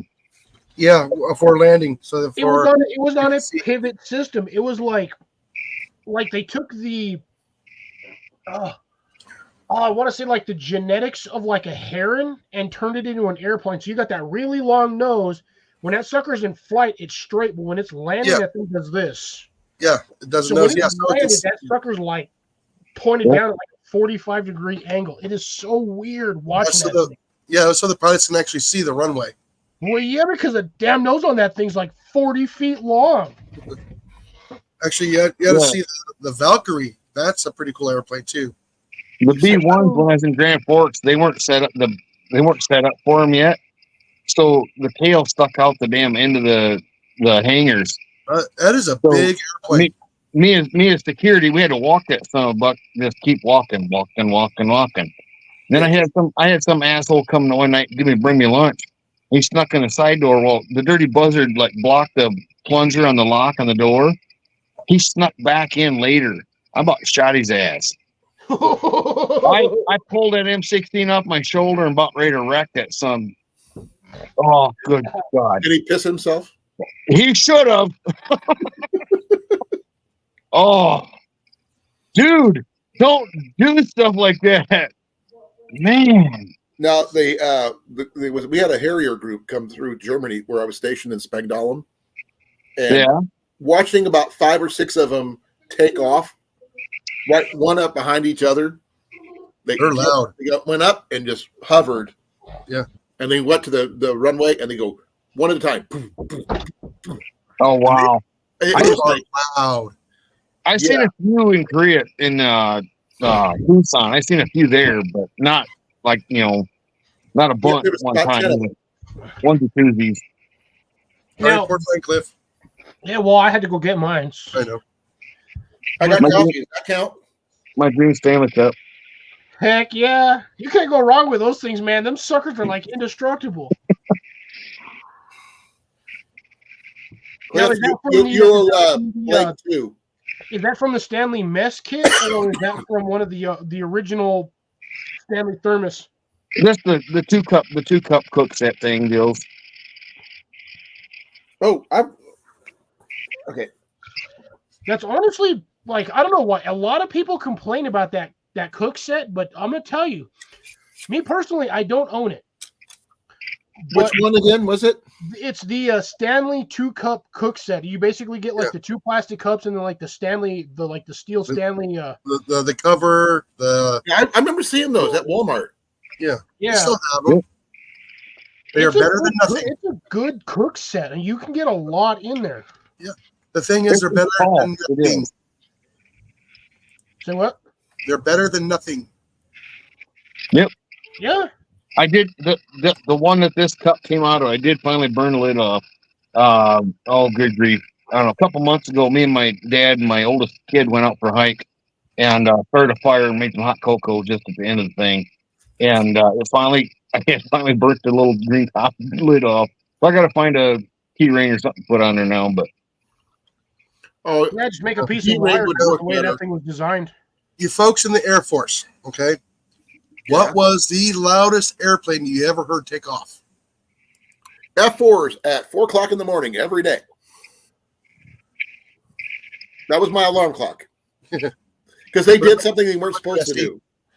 They take off instead of just taking off normally. Yeah. They'd hit sonic boom. And F-16 is the only thing I got experience with. Oh, I had both. The F-35s. SR-71. Oh, good God. We can hear that from across the valley. I can imagine. Yeah, okay. You got Edwards Air Force Base. You got Plant 42. And I believe it was 23 miles, and we can hear them. Mm. Yeah. They did. Long way. They hit sonic booms at now that I'm working back in Sioux Falls again for work, I don't miss living there. I'm glad I don't live on post anymore. They got the air guard base there, and them F-16s are ripping and roaring all the time. F-16s are nothing compared to F-4s with noise. Well, F-4s are loud, but yeah, the SR-71 trumps them all. Yeah, but there's not that many of them compared to the F-4s. Yeah, but like I said, I was lucky enough. I got to watch them land, take off. See, I've never seen go everywhere. The SR-71s. I've never actually seen one in flight. Oh well, it's just you don't. That's the whole point. I've seen the stealth bomber because they had I have a fairly large Air Force base down here, and they do the air shows. Yeah, right. On base, so they have a lot of that stuff down here. So I've seen the stealth bomber fly. I'm not impressed with that. With the stealth bomber. Was not impressed with it. I did see an A-10 when I was in South Korea there at Kunsan. I did see an A-10. A-10. Oh, I love those. That was pretty impressive. That sucker's quiet. You see the shadow before you know anything's over there. Oh, that thing will obliterate you from you'll just be like, what hit me? And then it's gone. Bird. What do they say? About every inch a bullet on a football field? Every square inch? Something like that. Yeah, those suckers are nasty. Have you guys heard about the new, what I guess people are calling it the new crop duster plane for the military? Which was a C-5 Galaxy? It is, give me a second here. It's the Harris Technologies AT-802U Skywarden. Huh. It's a prop plane with missiles. Well, they brought back the Bronco, so I was gonna say, so it's what it was at the Apache. Here, I'll show you. I'm not sure if I can get this to work. Well, it's not what I want. Blake, there was a lot of planes that can break the sound barrier. You just have to be at the right place at the right time. not in soil anymore. I remember as a kid here the hell, that thing looks like a old ass prop- Mustang. 1940s something. Yeah, yeah, it looks but like a it's got modified like Mustang. 30 missiles on it. Huh. Yeah, Tiny the size of those matchbox missiles, looking that's like a things, but- 6-inch missile. But those things would take down a lot of stuff, and then it's supposed to be. It has a 6-hour flight time. Good lord, that's short. Well, those No. go up for hours. Yeah, they're not. Even the most spy planes can't last maybe half that time. This one doesn't have to refuel for 6 hours. I always wish I could have got on a C-130 and did the refueling deal. I was on one when they did one. Really? Oh yeah, I was on a flight back to Germany, and I was actually from Germany, and I had C-130. We were flying from Germany to back home. Ended up landing in New Jersey of all places, but we had a refueling flight right in the middle of it. You It see, was never had weird. that option. I've been on a C-130. Hell, I've been on a C-5. The thing is, Oh, I think there's one of them coming in to the Sioux Falls here. Oh, that was the only time I ever had to use a porta potty on a plane. Because they actually had a freaking porta potty on the damn thing. Oh yeah, when you got a plane that can carry 3 tanks, I'm pretty sure a 4x4 shit box isn't even a problem. just No, strap it down to the cargo latching. They had it strapped down. You'd be lucky you weren't in it when they hit turbulence or something. Oh, Yeah. God, shit everywhere. I remember when I come back from the Philippines, or what? No, when I went to the Philippines, I think it was when I went to the Philippines from Korea. We were just in a, I don't know, cargo deal, cargo net, and then the cargo seat, plop down with the netting, and Right. it's your Was it a Mac flight or no? What's that? Was it a Mac flight? Yeah, yep, That's what I was on too. yep. Mac flights are interesting to say the least. I wanted it because it cost me like $5 or something, Exactly. But getting back home was tough because No, and that was the thing. I wanted to go to Australia, but it was so limited. You didn't know if you'd have a chance to get back or not. Well, I don't want to be AWOL. I got bumped at the last second, and I ended up having to take a civilian flight back home, back to Germany. Yeah, I went home for Christmas, and I got bumped, which is what happens on Mac flights. I don't know how I missed this one, but yeah, that's pretty awesome right there, Deb. That's kind of cool. I'd love to fly in a Concorde, but the problem is they decommissioned. But they don't make them anymore. No, they decommissioned those planes. They're not flyable. Yeah, they had Really? they had 2 losses back to back. They said, "No, we're done." Really? It was also costing a lot of money to fly them too. Oh shit! Yeah, but you can get to London in 3 hours. That's what I remember back in, I don't know, grade school where they were fast. They were like, Oh yeah, Yeah. Yeah, it was one of their first commercial subsonic planes. maybe it was, I don't know, maybe it's junior high. I don't know. How old are you again, Scott? I'm the same age as you, Colin. 56? 55. I'm older. Wow. I'll be 57 this fall. Okay, well, I'll be 56 this summer. Well, hopefully by that time we're going over to the Watch Your County Flea Market and then make sure you have some fun, spending some money and building these kits. I wanted to so my idea was I know we got plenty of stuff to do around here, but my whole plan with the wife today was she had to find a Saturday off. about Plant 42. Right? And I wanted to go. We got a couple antique shops in town, just small ones. It wasn't Boron, it was Palmdale.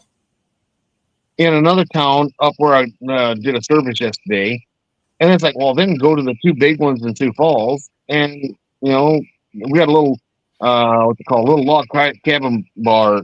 We got free beers there. We got a card from them, we'll be back, and it's like, stop there. Her son gave me a Texas Steakhouse gift card. Let's stop and have supper and come home. Make it just That's cool. screwing around, but it's just, I don't know. Grace, it was called Mac Flights when I had to book my own flight home. It was called a Mac Flight where I was stationed at. Mine was commercial on the way back from Korea. Actually, turned out to be. Mine was from Germany, but it was called a Mac flight. I didn't call it that. That's what they called it. Yeah. And remember, I was admin in the Air Force. Then I was a freaking medic in the Army. So, Medic. yes, that was me. Ooh, who's buzzing me? I'm too drunk for this shit. So Brian Well, you Lowe's, still got- hey, Colin, Brian Lowhill's homestead. He was a medic, I believe, in the Army Guard. He's down here in Sioux City area, south of Sioux City. Oh, I haven't been a medic in over 20 years. Yeah. He's another YouTuber friend of mine. Well, that's cool. We chat. Yeah. Yeah, I was part of a medical company, ambulance unit. Okay. Okay, I like using MASH terms because it's easier for people to understand what I do. The guys who drove the ambulance from the front to the hospitals, That's nasty. I was that guy in the driver's seat or in the back helping the patients. That's what I did, which is really funny since one of the main characters is from Atomo, Iowa, where the area where I grew up, which is funny. Yep. Radar. Yeah, I got called that a lot. I am not Radar. Yeah. Though I did get inspiration from him because I was both a medic and an admin, which made me, pretty much like Radar. Yeah. Not intentionally, it just sort of happened. I get that. Like, I want to say gross, but at the same time, I got a guy. and I got a guy in the National Patriot Group that he goes by Radar because he was a Navy radio guy. wait, there's that one. Palmdale, Arizona. No, California. Oh yeah, my bad. That's where all the space race started. I heard about that one. Which one? Oh, what Deb's talking about.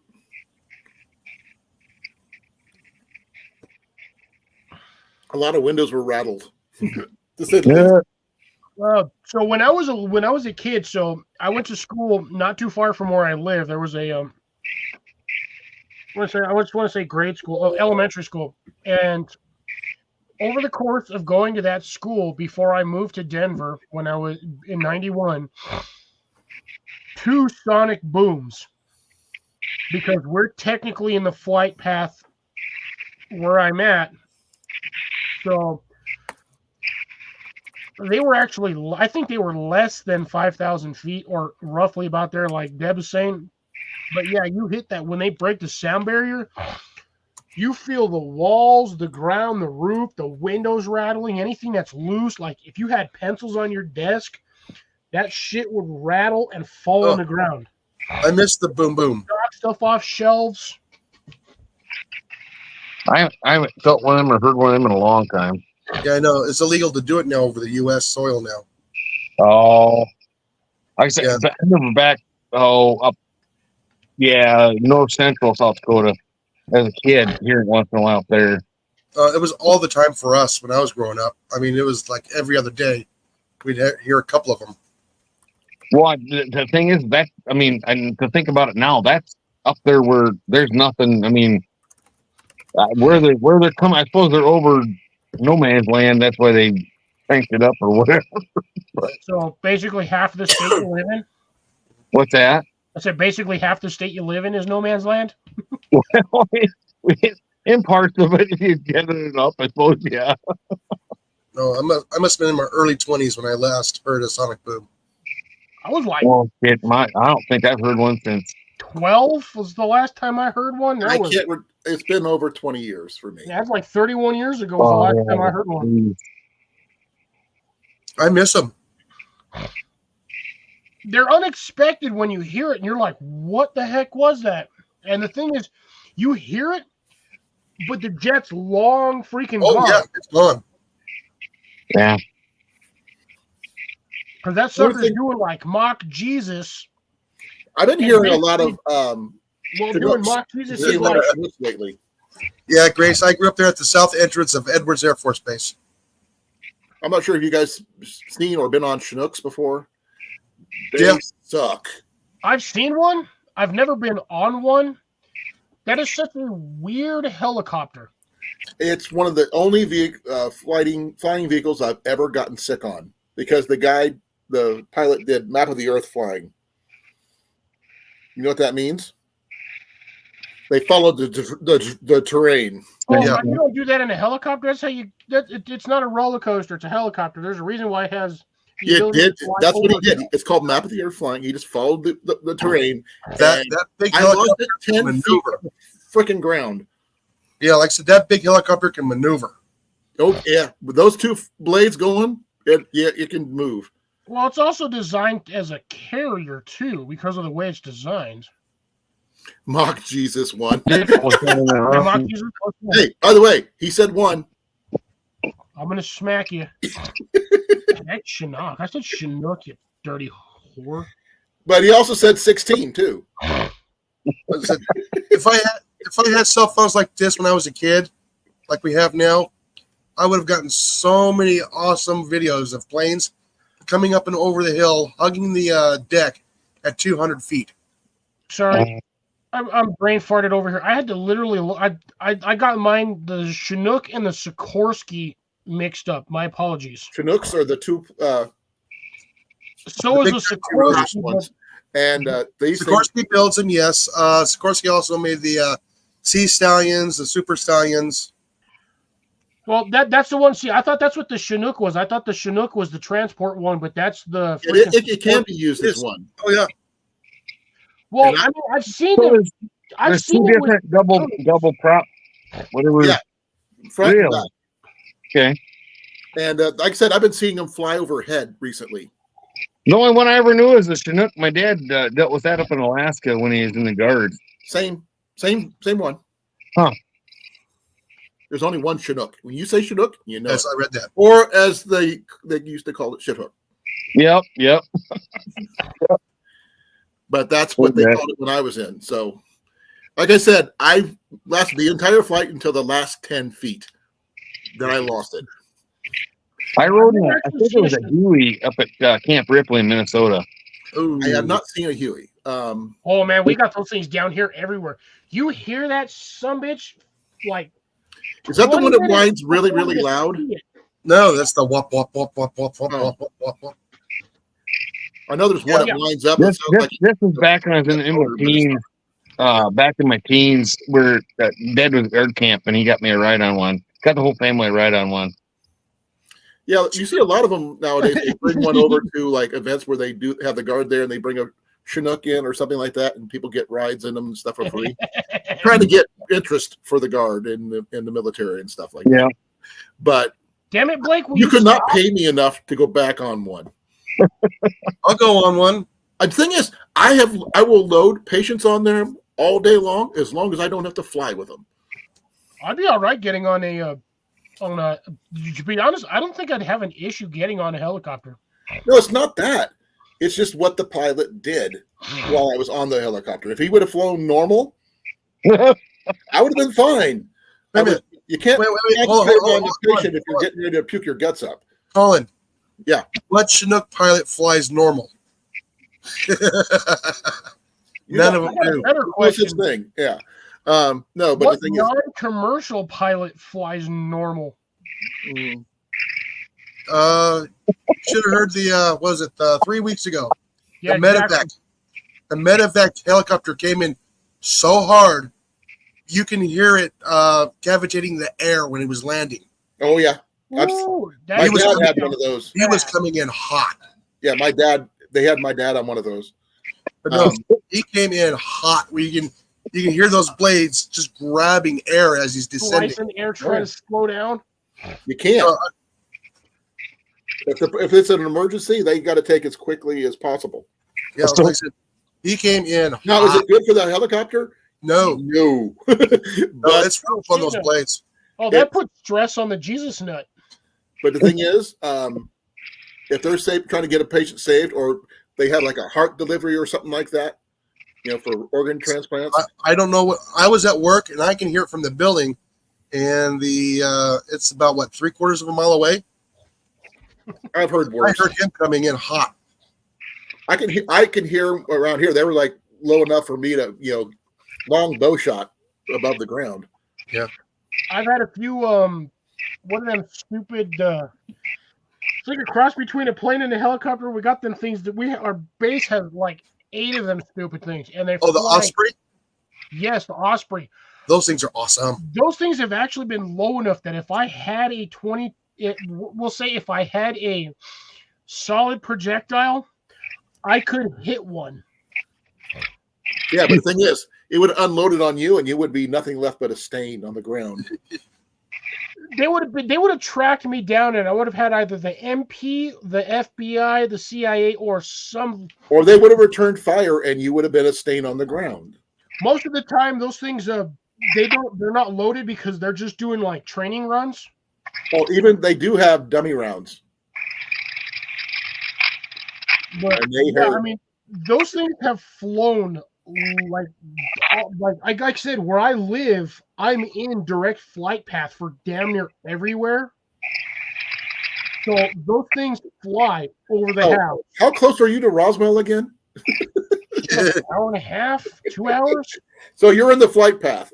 Of Oh, I'm in Roswell. the flight path for a lot of things, dude. The airport, the airport and the base, as the crow flies, are like 6 minutes, like southeast. So you talk about, what pilots do, whatever, whatnot. Well, when I was in A1C, I had to go. I was a little man. I had to go get the bus and deliver everybody to their stations on the airbase up in Grand Forks. Well, I come around the corner one time and it's like I kind of goosed it in the bus a little bit. Like, oh fuck yeah, this would be fucking cool as shit. Do a fucking cookie in a bus, right? I see somebody do that on the flight on the time on the flight line. Everybody starts pulling shit in the back. Yeah, the last time I saw a Huey flying was from Salt River Products or Salt River Projects, and they would fly the lakes and along the high tension wire lines. Oh, Jason, you gotta like come down here, dude. During the summertime, I see those things probably 3 times a week. Yeah, I mean, just the maintenance on those things just costs an arm and a leg for those things. Oh, it does. I see a lot of the Blackhawks is what I've been starting to see more of nowadays. But Hi, Mandy. Welcome back, Mandy. Welcome back, Amanda. But we do have the Hueys, and like I said, man, anybody that's heard a Huey fly, you hear that thing long before you even see it. Oh yeah. Okay, here's a stupid question. Please forgive me. How many of us have flown? Actually, know how to fly? Yeah. Does the Chuck Yeager's flight simulator count? Nope. Actually, time at the yoke. I I actually, with the yoke, I have 0, but I got about 4 I could hours. probably fly a Cessna without any problems. I have 2 Landing might be a semesters of flight problem. training at the Indian Hills Community College flight instructor school. Molly, I thought you went to. I have not, but with what little bit of knowledge I've seen as a deputy in crash and stuff like that, I wouldn't be afraid to go up to the neighbors up here and jump in a spray plane and fire it up and try it. Did you just say biplane? Spray plane. Oh, I thought you said biplane. I mean, Bob Duster? He might have one of them too. I don't know.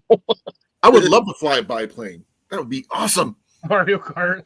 I don't know about landing, but I bet I could get some Buccaneer. Landing was the hardest one. It's harder than you people think it is. It is one of the tough. Taking off is easy. Landing. Yeah, that's the problem. See, I'm with Scott on this one. Taking off, A-okay on that one. It's the landing. Give it hell and put the thingies in the right direction. If you go up too high or point your nose too high, then you'll stall. And then you start slipping backwards. And when you slip backwards in a plane, that is the scariest thing. But goodbye. No, it's not goodbye. You can get That's out how of it. high you are. It's just you got to be careful. Stall speeds are Super cool, I imagine. Let's see, I've been in. No, the flying high doesn't count unless you're talking about the Mile High Club, and that's a whole different ballgame. No, let's see. I know exactly what South is talking about. I've been in. I would be talking about. I would keep it, just like Crap. hold it on. My instructor did it with me just to show me what it felt like. Yeah. He said, don't you ever do that to me again. I will. Yeah, wait. Then my house got broken into. Then I lost all my money to where I couldn't fly anymore, which really freaking sucked. Yeah, I remember one time as a kid, we were taking off in a Cessna, and we were a little on the heavy side because there's 5 of us in the plane, and the right landing gear, there's Cessna, is a 172 Hawk, and we actually, the right landing gear hit a Joshua tree. Oh shit! The landing strut. Is landing gear okay? No, Oh no! flattened the tire, so we had to land in Foxfield, get the tire repaired. I would never do the vomit comment. And it was off about 2 inches. So yeah, it kind of crabbed when it landed. Let's see. We're coming into Mojave Airport one time, and we got hit with a crosswind. And I look out the window, and there's the asphalt, and the tip of the wing, I'm not kidding, was this high off the ground. Yeah, Look at this. Cliff, did you see what South said? yeah, I saw Dumb laughing over here, dude. Doug, be careful. Yeah. God might give you a smackdown. I had when I was younger, when I was still living in Denver, my dad has a buddy up there that he used to work with. The dude was actually building a 2-seater Cessna in his house, in his basement. I like Cessnas better than Beechcraft. Beechcraft scare the crap out of me. Cessnas are fine, but the only problem is it's an extremely lightweight prop plane. That's the whole point. It's not meant to be a high commercial craft. Oh, it's not. more But of the a problem personal transport than anything else. landing one of those That means he probably had a sport license then. in any sort of crosswind over like 5 miles an hour, and that shit wants to throw you off the runway and push you into the trees. Oh, it does that in the air. Especially when you're coming down. What about them Alaskan planes? Them little like those The bush planes? Those cubs. Little bush planes. God, the little canvas little devil. Those are those cubs. I Yeah. don't know if I could handle something like that. Those things are sketchy at best, but they're known to work. No matter Majority what, of those bush planes, they land on the water. they land they don't water, they land land on on the the ground, field. they'll land anywhere. They're just light as can be. It looks like not much to them. I don't know much about them, to be honest. I have seen a lot of shows that feature those, and one guy who actually used one to fly out to the land he bought to build a cabin in the middle of nowhere with one. Oh yeah. That Alaska show. Yeah, I can't remember which show it was, but Let's see. There's a few people that I've actually watched on here that have I think it actually was like gotten Life Below Zero or something dropped like off. that, or something like that. Oh, I've seen that too, Colin. Yeah, Joe Robinette got dropped off in the middle of the freaking Canadian wilderness on a freaking puddle jumper or bush plane. but puddle jumper is um, the correct term too. I think Waypoint Outdoors, him and a buddy got dropped off out in the middle of nowhere too on one of those. Waypoint did? Yeah, Waypoint Outdoors. Really? Well, here's the funny thing. So there's like 4 channels out there that that have Waypoint Outdoors. I'm talking about Justin from Waypoint Outdoors. Oh, okay. He's actually got his a logo YouTube. A circle with like a little line and an arrow through it. Okay, that's a different I one. think I can find him. I gotta see if he's still alive. I haven't heard from him in like 2 years. Oh, I think about Waypoint I Survival. talked to him about 3 months ago or something like that. Yeah, there's like I said, there's Waypoint Survival and Waypoint Outdoors. This is the one I'm talking about. Is he the one that does the hobo bushcraft stuff or no? That's Waypoint Survival.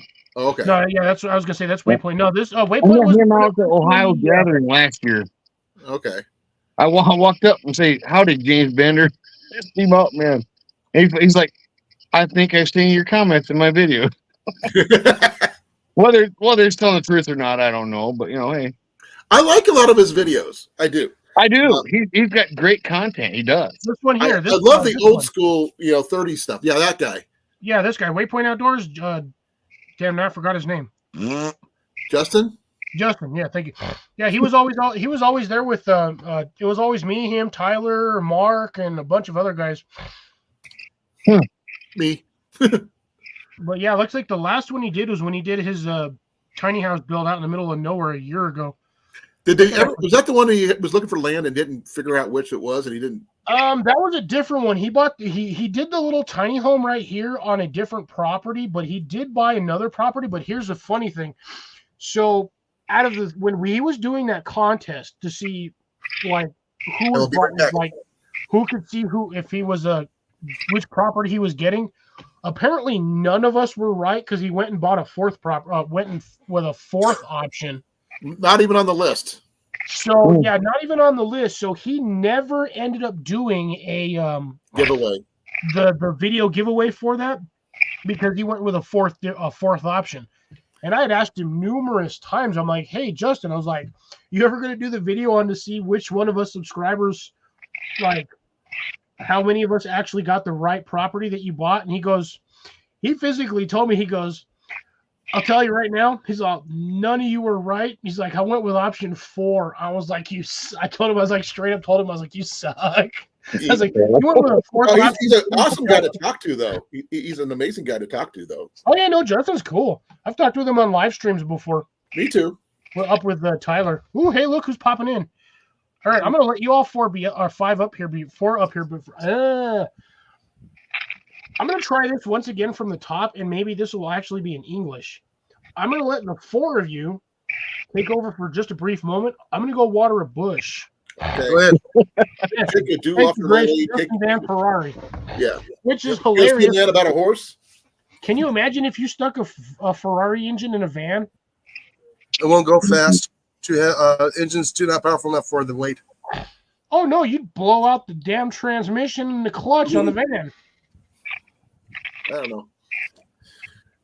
Oh, by the way, a Ferrari engine, which is like 350, 400 HP, and probably more than that, in something that's normally not supposed to take more than like maybe 250 HP. You remember those Fieros that used to have the VW engines? Oh, the burn up cars? It's on fire. There's a lot of guys redid that stuff. There's all kinds of kits and things. Back when I was in Korea, back, the 89, 90, my whole idea was to make a drag car out of a Chevette. I wanted to stuff a Chevette. They're not fun. I wanted to stuff a 350 in that thing, and yeah. I've seen it as Chevy Citation. Lily bars and the whole thing. In high school, one of the guys took a 350 and put it in a little what was it? That little that little Chevy S10. Yeah.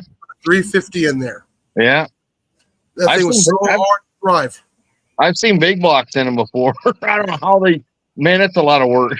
It is a lot of work. Problem is, that truck is so light for that engine, it is a squirrel.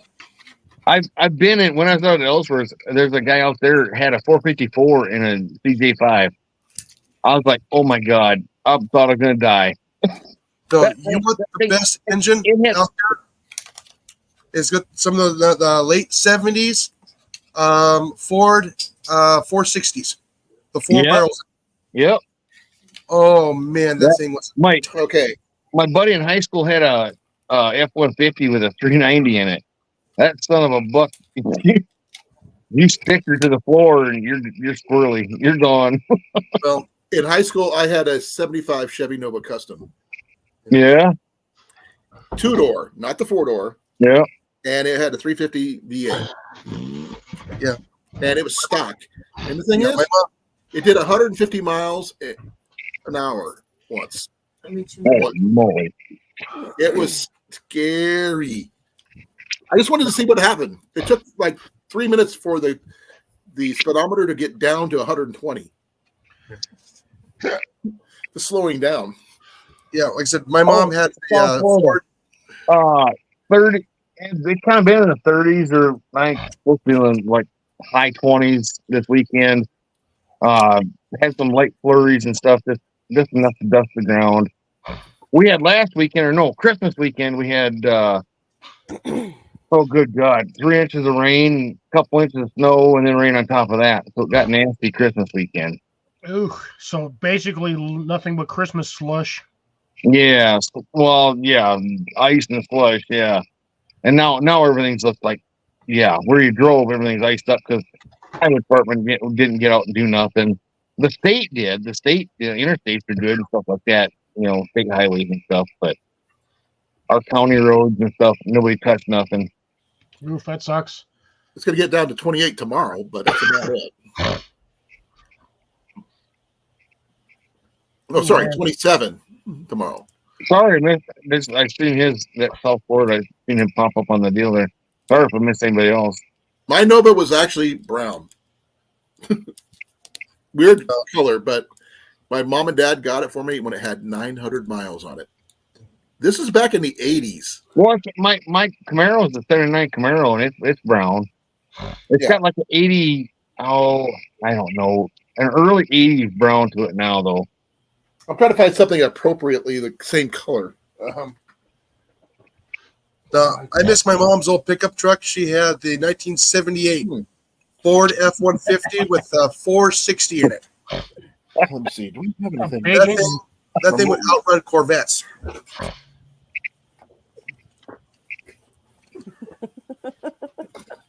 It didn't matter what you had in the truck, weight-wise, it still got 7 miles to the gallon. Oh, actually. Oh yeah, because when you're running that size of an engine, yeah, you might as well be like, it's like a fat guy eating a piece of cake every 10 feet. Like I said, I resemble that remark. So do I. My Camaro came with a 305, so it sucks. But Mine came that way too. I put a speed center in it. Speed center from Rapid City, a 350 10-to-1 compression. Is yours an automatic or a stick? Automatic. Mine was an automatic as well. It was a 350 automatic. Had that rebuilt, and the son of a buck, I tell you what, one of the last times before I had switched it out at Mitchell Tech, I took a buddy of mine from class. We went for a little hell ride at lunchtime. Well, matter of fact, had the cops show up at the VOTEC because I was hot rodding in front of the high school, because the high school and the VOTEC, our area, was like right across the street. Well, we went out of town, and I laid rubber with that right wheel for a good god dang mile. I shifted to second, third, just feathering it, trying to get some traction. Just left the blackie for a doggone mile. I didn't do a lot of spin outs, but the thing is, mine was more like high rate of speed runs. Yeah, 2 miles in 7 minutes. This was about 120, about where I felt safe. Well, I did 20 miles in 7 minutes. Yeah. I will tell you that I will never do that again because I'm not that stupid. You look back at one of my videos from the summer going across the dam. I did that when I put one of the first times I put that motor in there, going across the Wahi Dam.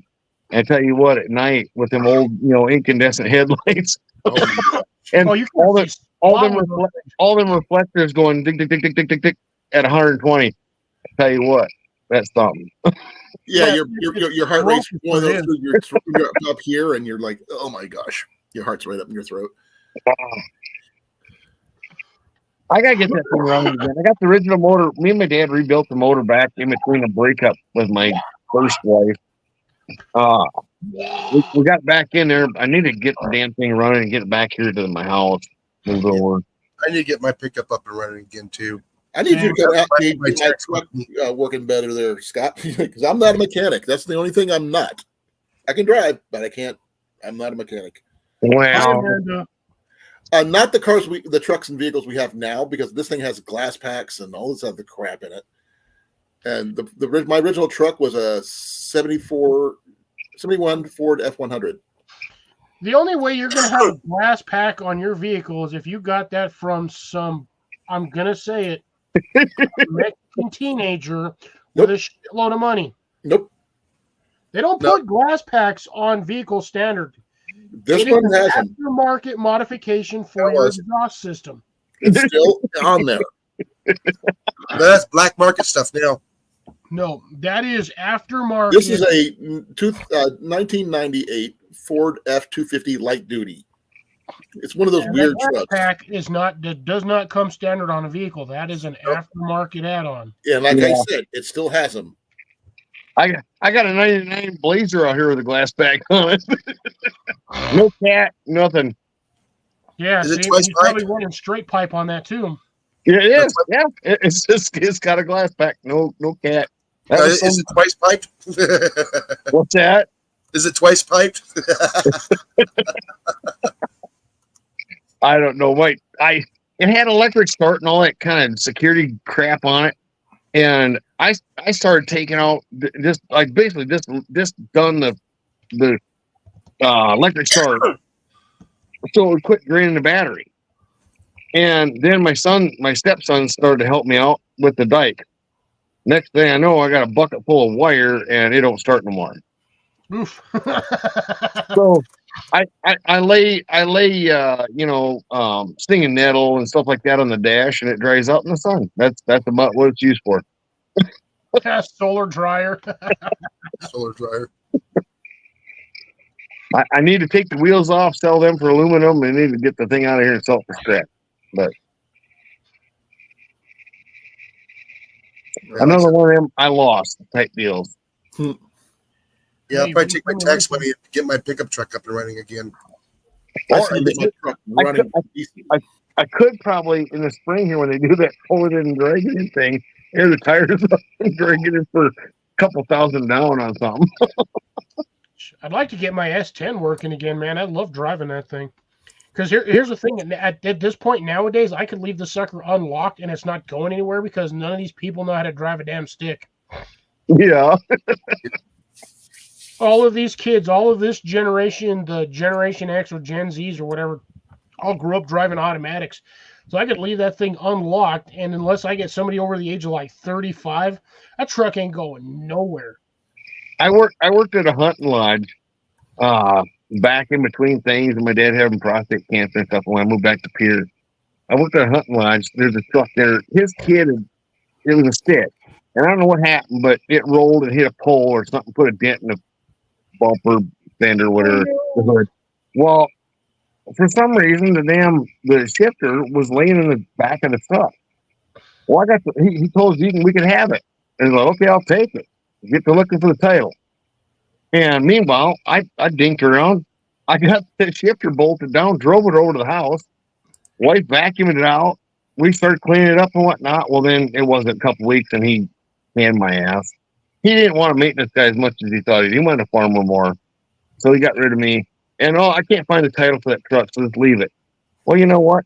I took that shifter and threw it out in the damn trees. Same with the bolts I put in the shifter.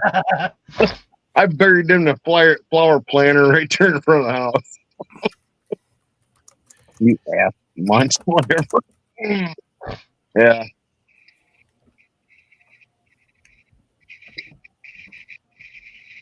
There hasn't been much. I haven't figured out how to run, how to drive, how to get it moving. Oh, I would love to get an I old don't have the skills for doing the stuff, building motors or fixing things like that. What would be fun here would be an old deuce and a half. Yeah, I knew we were going to do something like that. Colin, that deuce and a half at the brass. I know. I think they would sell that if you give them enough money. You know that, right? Oh yeah. They're going to want at least 30 or 40K for that. No. This thing's I don't think so. I bet 2,500 would take it. Yeah, I bet would. Really? I bet would take it a heartbeat. How much money you have to put into it to get it roadworthy again? Not much. Those things are like bomb proof almost. Oh, I know. Ew, Amanda's eating an egg on live stream. I'm just kidding. It's a cookie. Oh. Wait. She's eating a ginger snap. Oh, is that what that is? Oh, yummy. Which means ginger snap. It's a ginger snap. Yeah. I was gonna say I can't read that. It's a soft ginger cookie with like a Oh man. Frosting it's cutter. not quite candy shell, but like powdered sugar. It's like a cake frost. It's like a glaze. Oh, Yeah. okay. Yeah, like a glaze. Like a donut. There you go. Awesome. Yummy. Prefer I love snickerdoodles and stuff with cinnamon and like that. Okay. Grace knows but she knows German better than I do. Doesn't it mean like black pepper or something? Pepper? Peppernut. Peppernut. Peppernut. Yeah. Something Colin can't eat. Mm-hmm. Now, I agree with Grace on having to drive when you start learning standard stick shift versus like a deuce and a half, because a deuce and a half is on a standard. It's an automatic. The transmission on that is the same as a rig, so everything's backwards. It depends on which one. I've seen them both ways.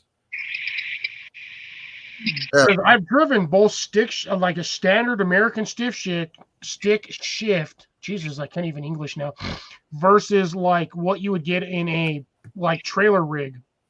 The trailer rigs are different because your reverse is normally in a standard stick shift is neutral, to the right, and down is where your reverse is. In a rig, that is not the case. Your reverse on a rig, I believe, if it's all the way, it's neutral to the left and then forward. Now, the deuce and a half I drove was a manual. The one I had was an automatic. 1972.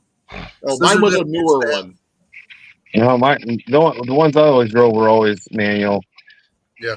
They didn't have none of that 2-speed stuff like the semis do. You know, I don't remember having any of that. No, it was a 4-speed with driven a reverse. semi. It was just a regular, standard transmission. Just I think up to the left was 1, 2, 3, 4. Well, that means you and I will just go acquire a deuce and a half, right? And we'll throw that cannon in there as well. Strap that sucker in the back, pointing backwards. Now, before anybody's asked me, no, I was not in the military. My first golf course I worked on, I was Mayfair Air Force Base. That was that golf course. That was a cash cow. They actually had a scissor lift deuce and a half.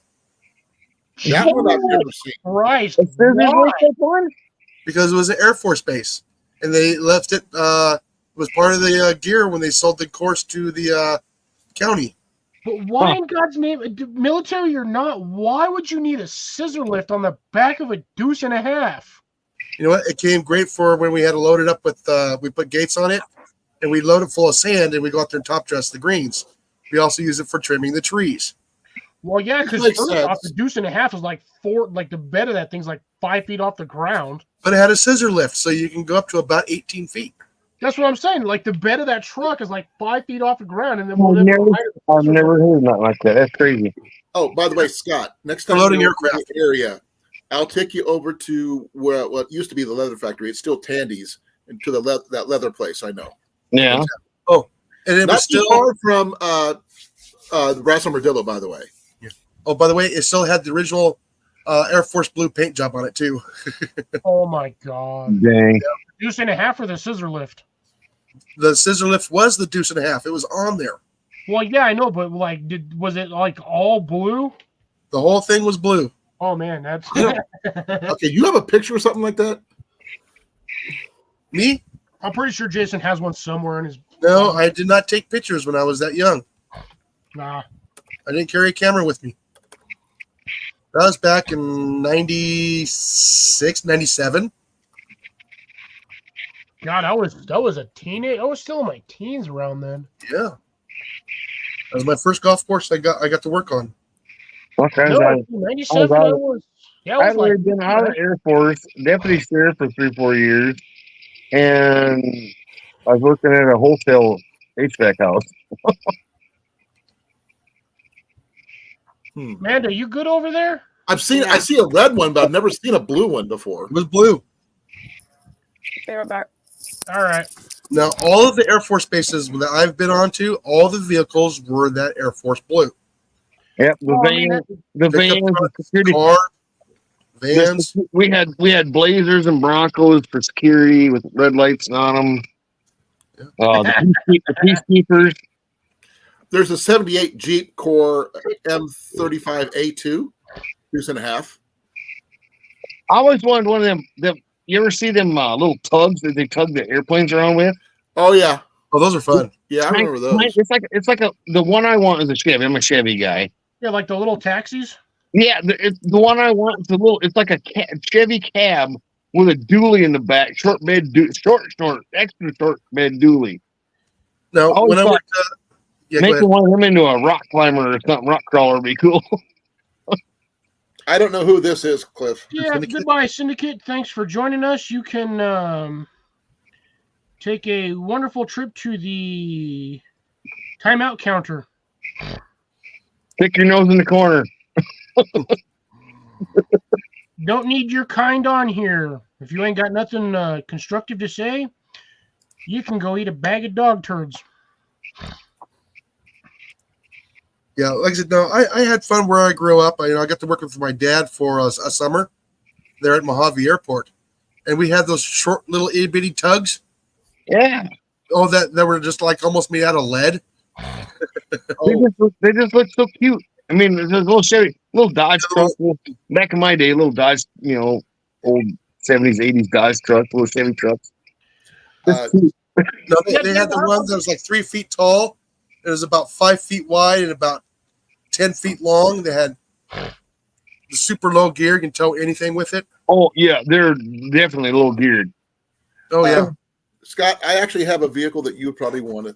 I drove it for the first time when I was in the Army. It was before they switched over to Hummers ambulances. We drove an M1010 Chevy Blazer ambulance. Why, yes, Oh, I really? have pictures. Uh-huh. Oh, yeah. This right before they transitioned to the Hummers. Yep. And those things were the most comfortable ride ever for We had the 1008s and the 1009s. the 10s were better. Them, whatever. The 1008, I think the 1008 was the pickup. I think the 1009 was the Blazer. We had the Blazer. Like a one ton or 1 1/4 ton, whatever they were. Diesel 6.2. I used to see them on our state surplus for like $5,000. They only got like 60,000 miles on them. Good grief, that 6.2 diesel would last you forever. But I can't hardly find them now. Now they're probably $30,000 to buy one. Here, I'll show you what one of mine looked like. Mine wasn't this color, but it was the same one. If I get this thing to work, sorry. Hopefully I get that to work. Sorry, I gotta give it again.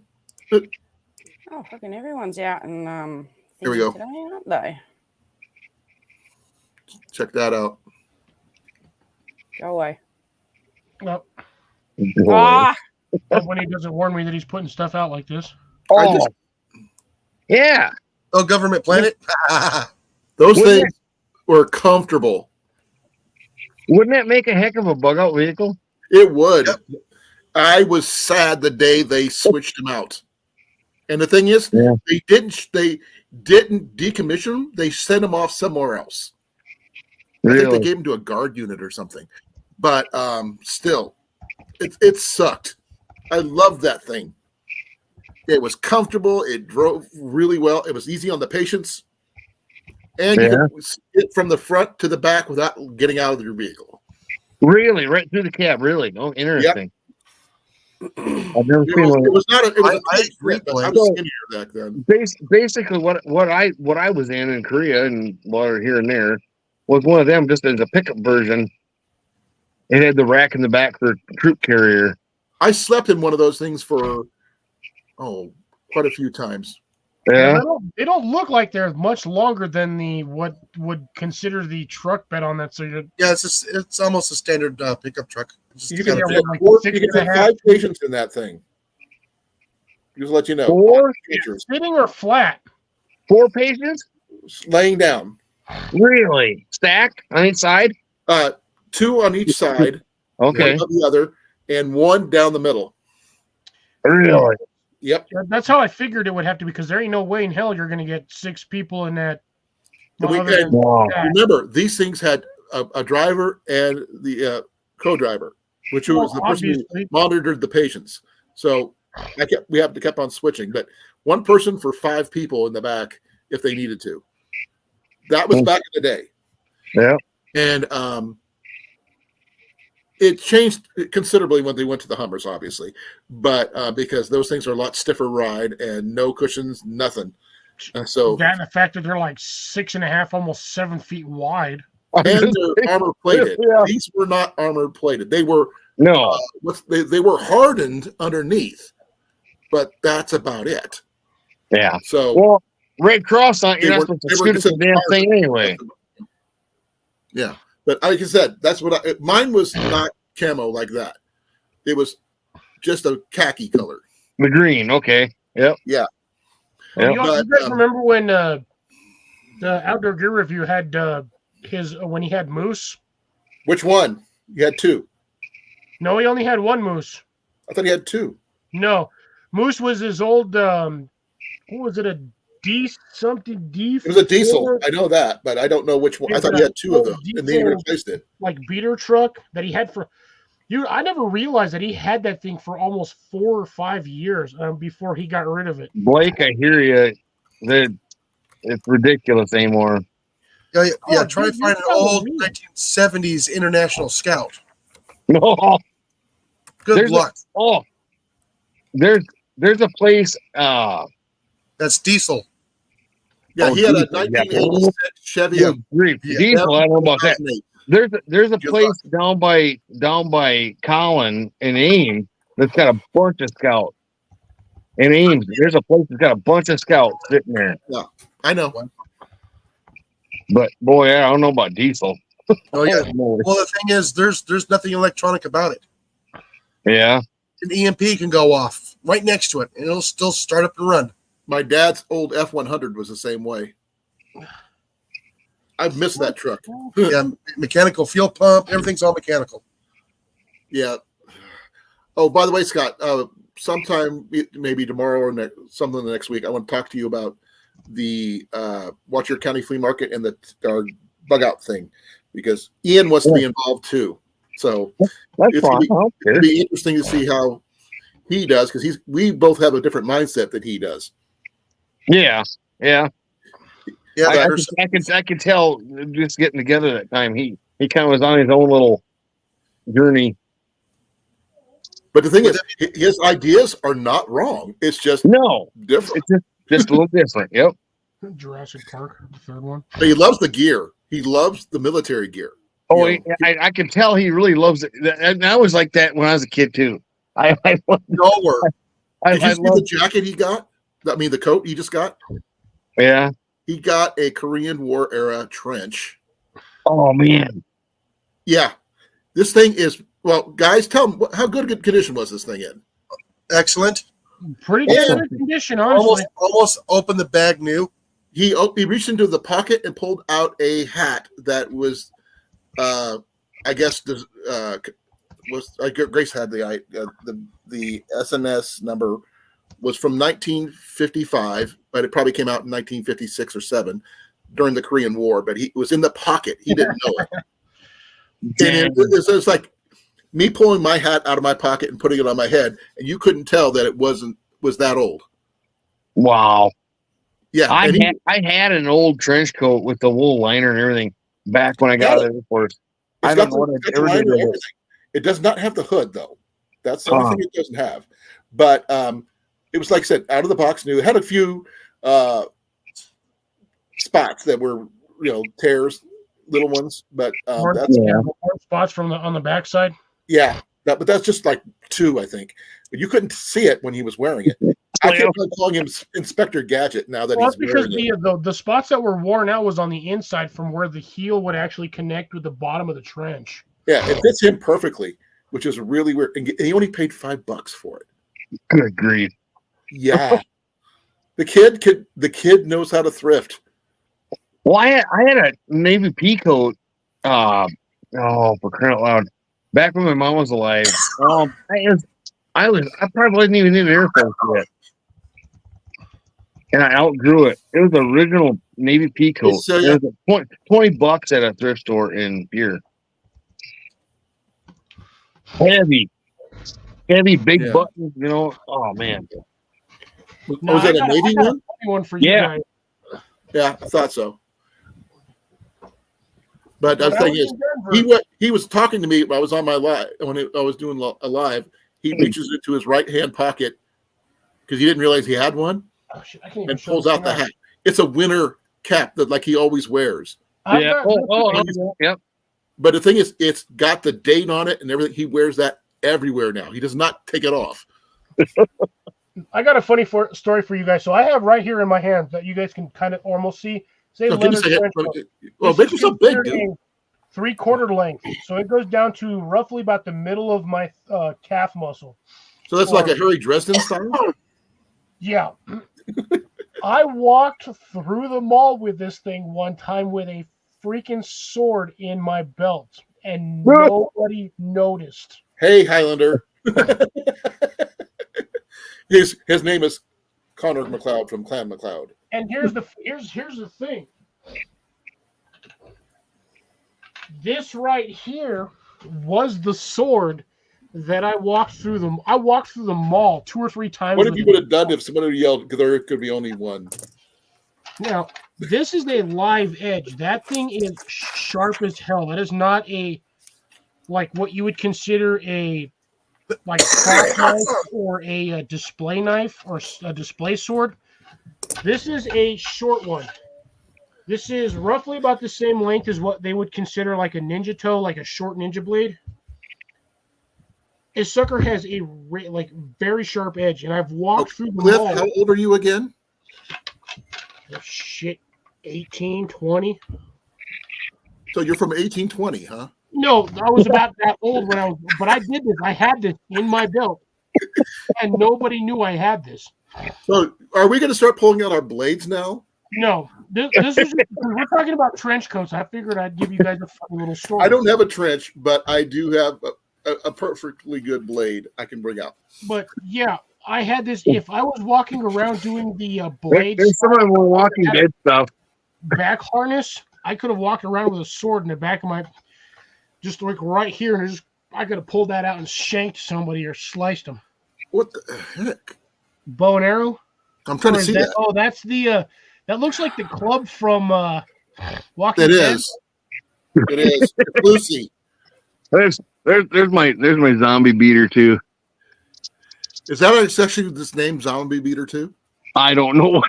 That's something I just come up with. I built that. It looks like something from my video game I play, Last Day on Earth. There's my Good night, frog Deb. gig. Frog night, gigs Deb. and- Night, Dad. Night, Deb. She's putting her birds to bed. So do you actually own a sword there, Scott? I got kind of a ninja sword type thing out in the garage. You, and I don't own any ninja swords. Ian Does does. a machete I work, don't. Kel? Ian actually has Duncan McLeod's sword. I do have. Hold on, I'll try and get to it. See my shithole down here. Okay. What is it? I've got a. I have to. I can't help myself.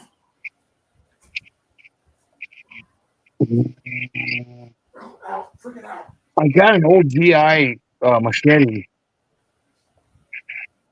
It's nothing. Oh, here. It's under here. my little. What's going on? My little plastic M16 from when I was a kid.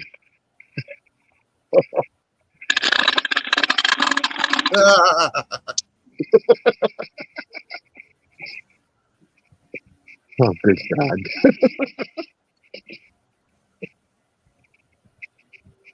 Oh, I'm knocking stuff over. That's the way things go on.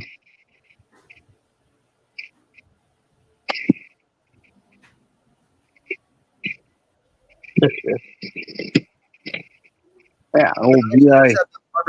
Harbor Freight machete. That's all I got. This is one of the old GI. Oh yeah. Okay, I've got 3 blades to show you, actually. I'll show you my big one first. Cochino. Mm. This And one. I'm back. This is my Strider sword from Lord of the Rings. I'd show my big one, but I'm not getting it out of the closet. I got mine out of the closet.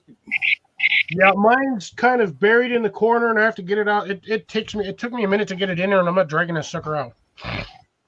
Well, here's the dagger. It comes with it. and you It's not a knife. This is a knife.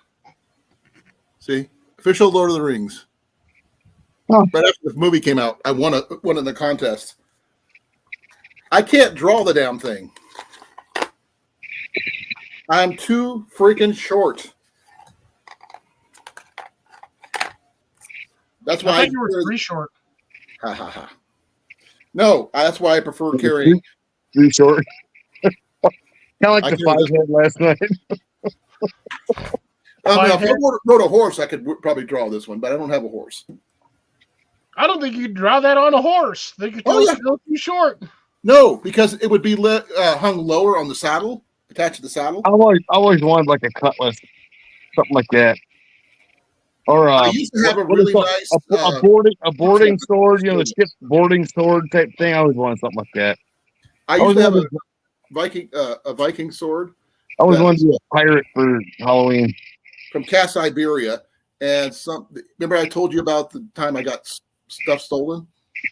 Yeah. But this is my other sword I won. The one I got stolen was the only one I actually purchased. That's And I fine. bought it when I was stationed in California. But this thing has been through hell and back. It's not as fancy as Cliff's, katana, but it works for me. I only paid like when I bought that thing. I think I only paid like $60 for it, like damn near 20 Fix years. my email. The ninja swords I got was a 2-pack. You got a long one and a short one. Oh, I didn't pay And, anything for these two. They're free. It was like $20 at that knife store in the mall way back. Jenny's got one over there somewhere on the coffee table. Recognize this one, Cliff? Yes, Machete.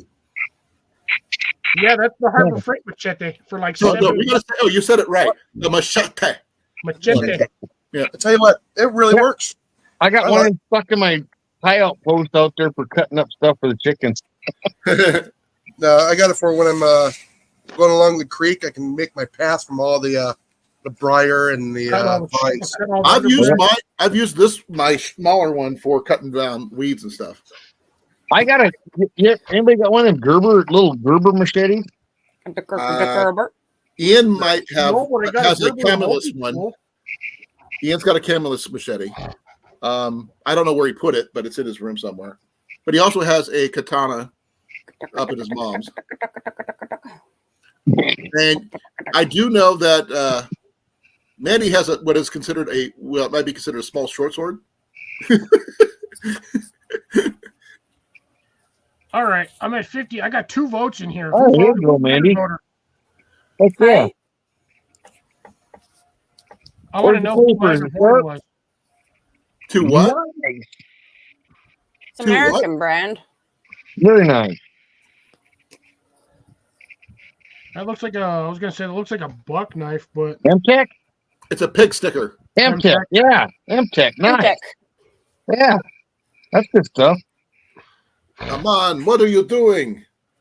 I was trying to fix my emails because my Amanda. dumb ass was sitting there button bashing and not realizing that, stop button bashing, and it just went Pay into attention. crap. Button And then someone bashing. can't be listening in a phone conversation that we had yesterday and decides to send a quote and it's wrong again. Oh man. But so someone's doing sore. things they're not supposed to do. the retarded man. Fucking not hard. I even drew a freaking picture, man. I drew a picture, took a Amanda. photo, and sent it. Look, my This is what happens when you live in upside down land. quote one. Oh no, it's quote 2. Quote 1. Amanda, I It's still like never got gravity. the email. Quote 2. Amanda, I still never got the email. I sent it. I'll have to look under the spam once. Are you sure you sent it? Yes, because I was on here talking with yous. I was typing it and sending it when I was already on here. I didn't send it yesterday because I forgot, but By the way, folks, you'll notice after the 3rd time that little shit stain got banned, he stopped. popping in. I put him in timeout for like I reported him. 24 hours. Oh, or I just threw him in timeout. I just reported him. Don't bother reporting him. Just throw him in timeout. Reporting him doesn't do jack shit. Because You had already put him in timeout, so I couldn't do anything else but report him. I just put him in more timeout. I put him in timeout for 86,000 seconds.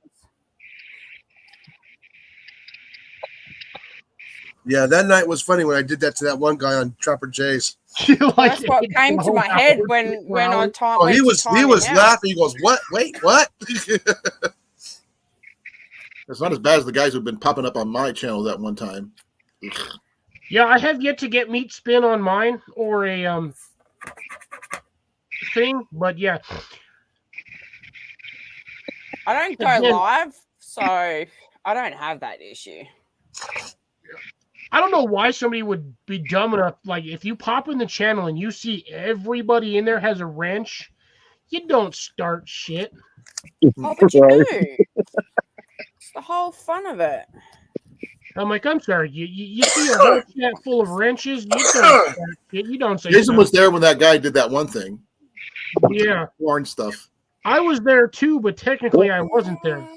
I know, you were kind of incognito. See, I sent it. Oh, that Excuse freaking me. hurt Check your shoulder. email. It's probably under spam. I sent folder. it. I will check it.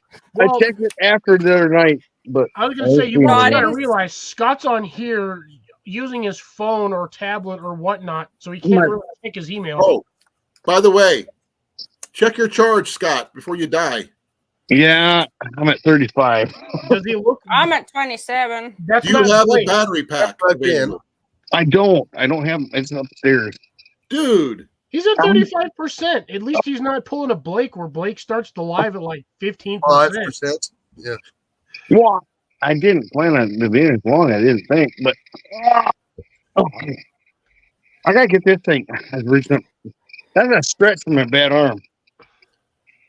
My little I would love to check Oh out. man, I haven't seen one of those in Me too, Scott. forever. crossbow pistol. I gotta take that. I've got a target in my backyard. You can just Those are try great Those that. are for the old rocks. school Walmart ones where you could pick them up for like $20. I really don't got know what the bolts those come with. I got an extra pack of the little bolts at Shields for like $6 way Those back. plastic or aluminum bolts suck because the fletchings are hardened plastic. They are the other hard plastic. Well, yeah, but it's a crossbow bolt. You're just shooting it straight. It's not like You you know, gotta shoot it off. Those the kind wall. you could miss the.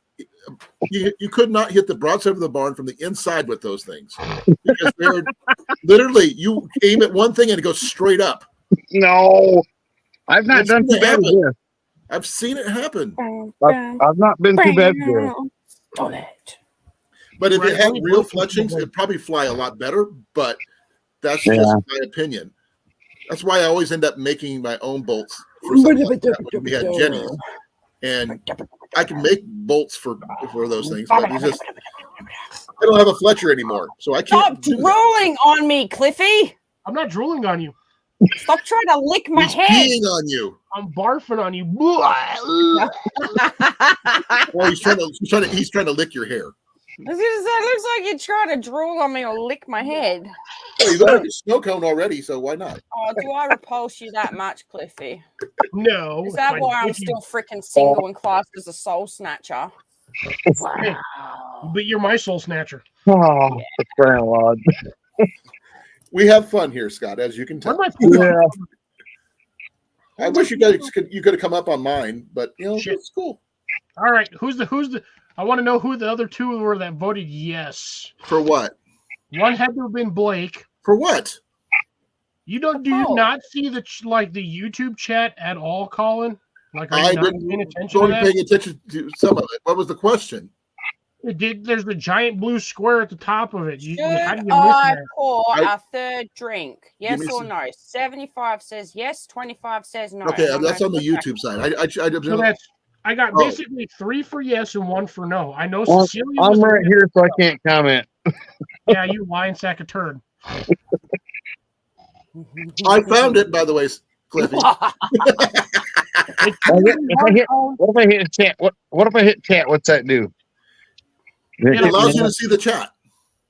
But it puts all of the rest of us in the background, so you're like the chat's foreground and we're in the background. We can still hear you. You can still talk. Okay.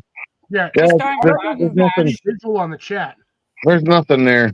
It's you guys are all blurry. Now what do I do? Scroll Go up. back. No, all you do is you hit. I hit the You X. got the option of either chat or non, so you just back out of the chat, and then it'll let you bring us up. If you get kicked out, I can always throw the link back in here again. Okay. More I'll comments. actually go with good. Apparently, I got another one first, so I guess I'll go get another drink. Oh, by the way, Scott, Banana, your thing popped up on my homepage. Hey, But okay, here's Cliff. So I'm gonna click on that. Like I said, it just shows that right there with the Can you mute it? yes or no. So I'm gonna. Like I said, it just shows that right there. Sorry, I'm gonna have to hit the Can you mute it? yes or no. So I'm gonna try. what the heck's going on? Is that all echoing? That's me. Oh, weird. I know. I just stopped the video because I don't really need it, but you still can read the chat and stuff. You can see the voting and who's chatting and all that stuff. But yeah, he's got 83% saying yes on the pour of the third drink. If I get that, freaking there it goes. So Well, anyways, you're at 83% now, Cliff. yeah, so that's now 5 votes for yes, and the 1 vote for no was Cecilia, and she was the first one to vote. But again, That you're folks, aware for of. those of you who are still here actually watching, and for those of us on panel, myself, this big fat white guy, aka Fox and Outdoors, and this guy over here, Bug Smasher and Rat Smasher, aka Jason Pest Hunter Outdoors. 2 weeks from now, we will be doing an after Actually, party week and a live half. Wednesday to Thursday. Yep. We're gonna be drunk as shit That's Thursday. I was to going to get you Friday. both off that day. because he does not have to go to work Thursday. I'm off Thursday. Colin doesn't go live until Thursday night, so we will. There could be a high chance that when we visit Colin, that me and Jason may or may not still be drunk. Yeah, That's we'll okay. find out. It's not like I haven't day? seen you guys drunk before, so that's okay. What was Our, that? our new What guy day? killed a mouse with a damn his bait Hammer? brush the other day. What you got there, Cliff? Red Bull. Jaeger. Oh, Gives yeah. Jaeger. And another drink. Pretty soon he's going to be doing, for every one, he's going to be doing a whole bottle All right. and like 3 cans of Red Bull. 3 for 3. Like a pitcher. Yeah, my 3 for 3 and Jason's 3 for 3. Here's mine. I think mine are slightly heavier because I like mine. A 1 ounce pour or a 2 ounce pour? I'll stick with my Pepsi. Thank you. Jason's just going with a general eyeball. Glug glug. Yep. Blake, if you want to join us Wednesday to Thursday, boy, you are more than welcome to. Oh yeah. Thank you, Cecilia. I'll have to get ice in a little bit. Yeah. Yeah, I'm if you want gonna to have to join get us, a you big can button. as well. I'm gonna have to set up I a big button. may be working. What day is that? Wednesday into Thursday, the 17th to the 18th. Oh no, About because 2 it'll weeks. be 17. It'll- Okay. it will 11 be- days. Can I talk? Yeah. You sure? Go for it. You sure about that? Go ahead. Anyway. Now. Shh. Oh, what was I going to say? Oh, it'll be nighttime for me on the 17th. It'll be daytime. What are you talking about? But Your it also daytime, there are goes nighttime. into the Like I said, the nighttime. daytime. For you, wasn't it? So if I'm working during the day, I can still catch your stream in the afternoon because you'll still be live. Yeah. Yeah. That would be true. It'll be late. It'll be early morning for us, but It'll be Well, that depends afternoon on whether or for not me and Jason actually manage to go 24 hours or through the night. I don't know if we'll be able to do 24 hours, but I might, if I time all my stuff right, if I keep my lives for the rest of the week roughly 3 hours, that'll leave me 7 hours on that particular day to just go live. Well, like I said, no, you'll be streaming off of me, so you're Up to me. worry about your hours. Have you got an aquarium? You can just put the camera on or something. if you pass out, just saying. I have passed out on a live. It sucks. At like 3 times. Yeah, more than I've once. done it on the phone with friends before. I was at my Milo place, and I felt lean back, and I was out. I've been out in my hammock, out in my shelter area, and talking to a buddy. Had my phone on my chest, and it's one of the guys that just talks and talks and talks, and like next thing I know. Oh, by the way, Scott, I was going to show you something real quick. This is one of the things I picked up at a yard sale. Oh, nice little pouch. Now, here's the thing. It's from Black Powder Bags. Yeah, muzzleloader. Muzzleloader bag. It's got 3 pouches.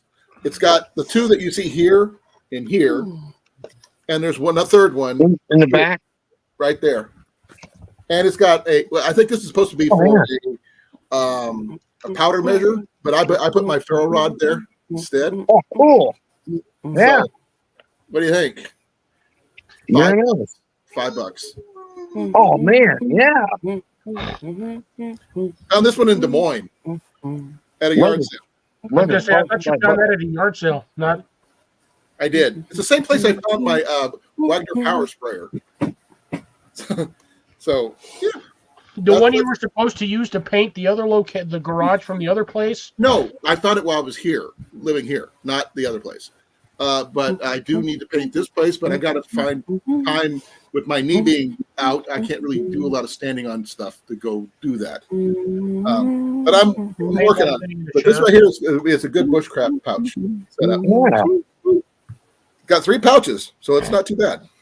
Amanda, I'm going to tell you right now, you are fired. Why? What is not behind you? Oh, for Oh, fudge. yeah. What's something? She's got a cow. The You don't stretcher have board. fudge behind her? Fire me. She's got to go find it now. The stretcher board. Yeah. Oh yeah. The minute I said, How'd you make that nickel bow drill deal?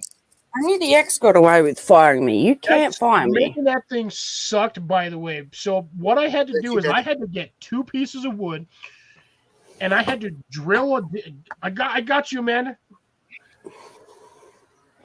It's there. Yeah. Like I said, we have to promote Trapper Jay's channel. We have to get him to 1,000 subscribers, so they have to send him a play button. 100,000. You get He's almost there. At 100K. Yeah, he's almost there.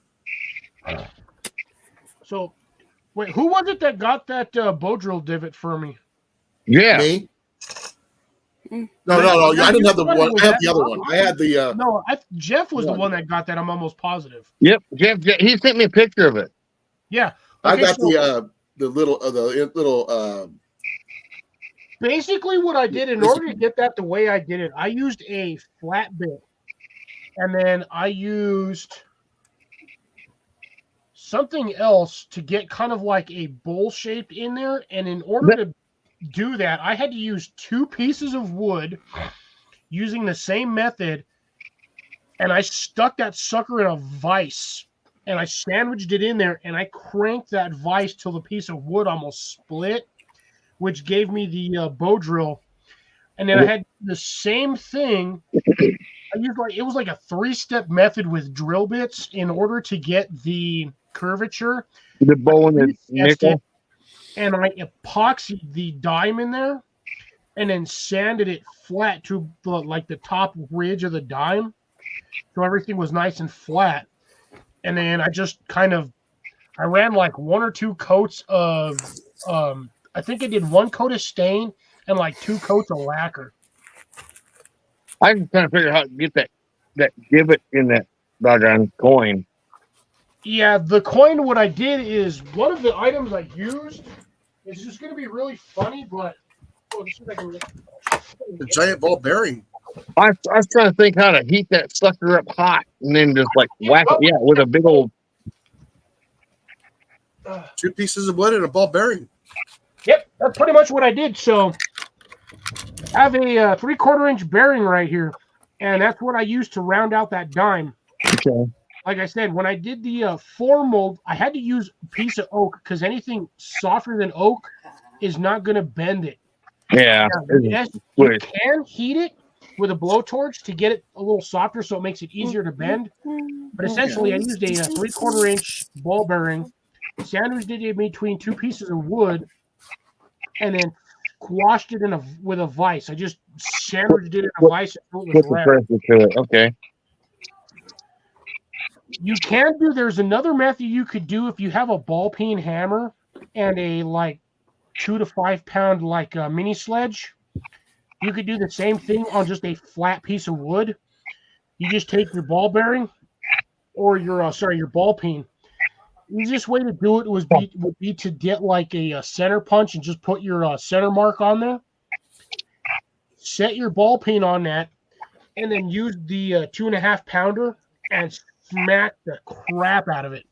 It will eventually round out. It'll probably split or dent your wood, but if you have, say, I don't know if you have like a carving set or a, I wouldn't say a step-up bit, but if you happen to have a countersink will work real well for it. You can just set the countersink, drill that to about the width of the whole width of the countersink.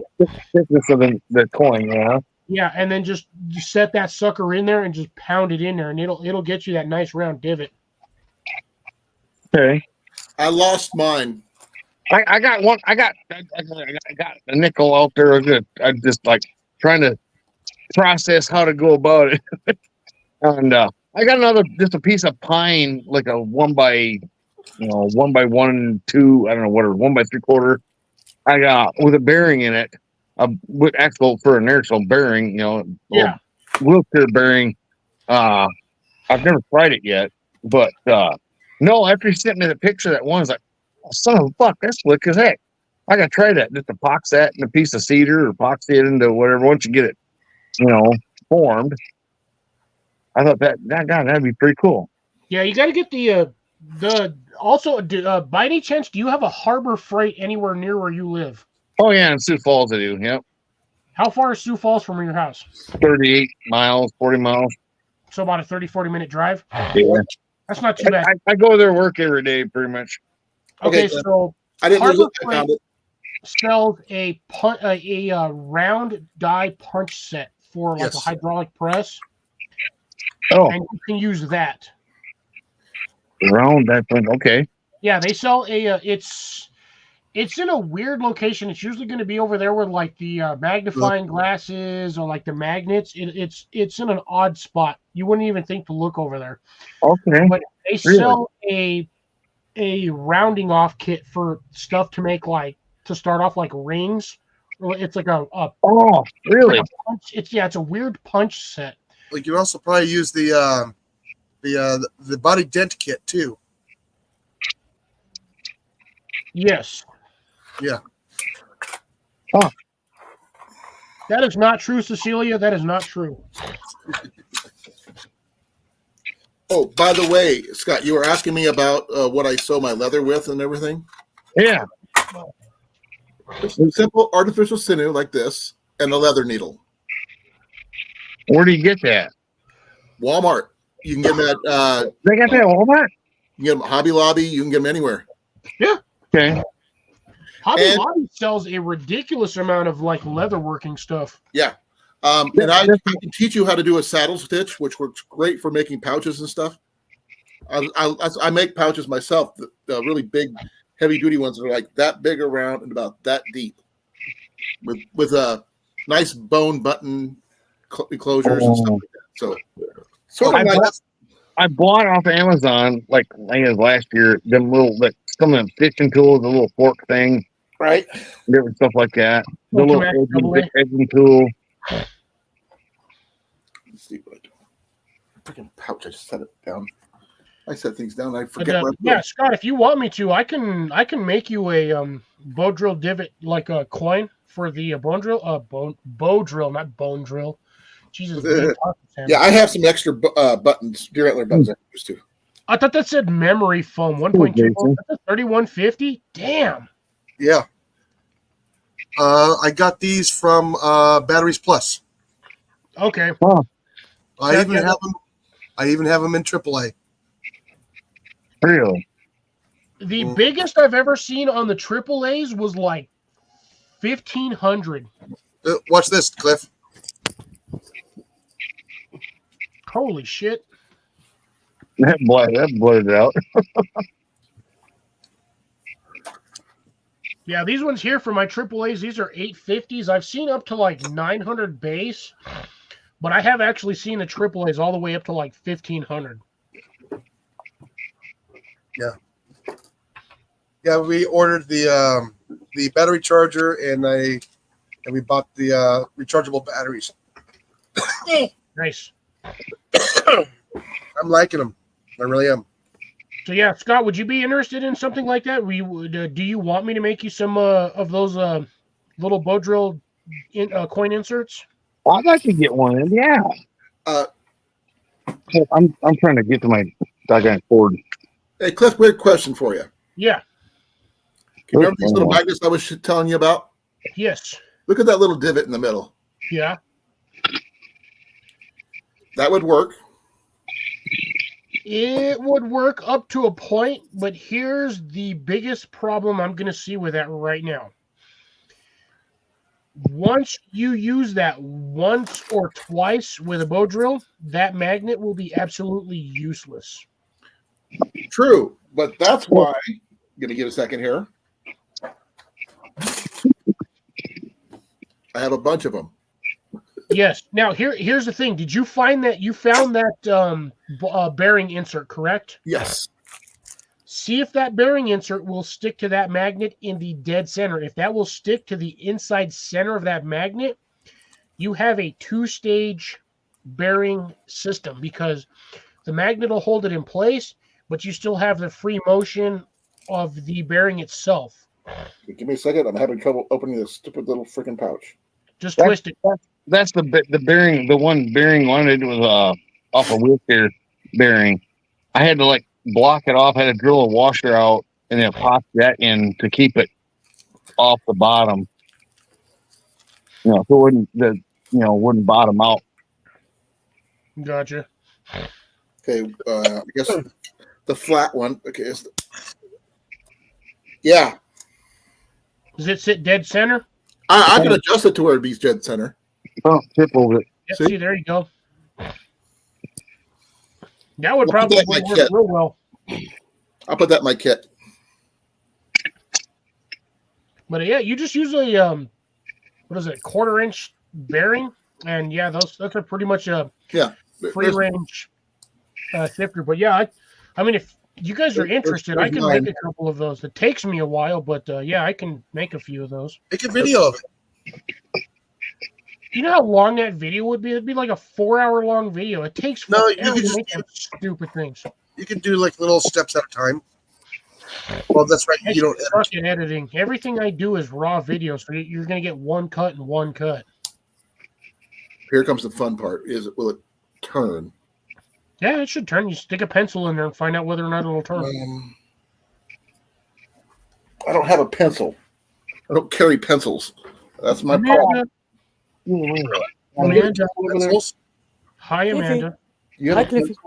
What? Hi, Cliffy. Plain pencil. Cliffy. Hi, Amanda. Hi, Amanda. Hi, Cliffy. Pencil. Nice piece of pine board right there. Yep. I'll use the racer end because it works. Here's the Spin bearing. freely? It spins. Not freely, but yeah, there you go. I'm using my racer end, obviously. That's a pretty good bow drill hand. Jesus Christ! It's Oh, not that the would bow work. drill. It's the hand piece. What the hell is it thing called? The bow. Bearing block. Bearing block. Thank you. My brain's done right now. This is my magnetic bearing block.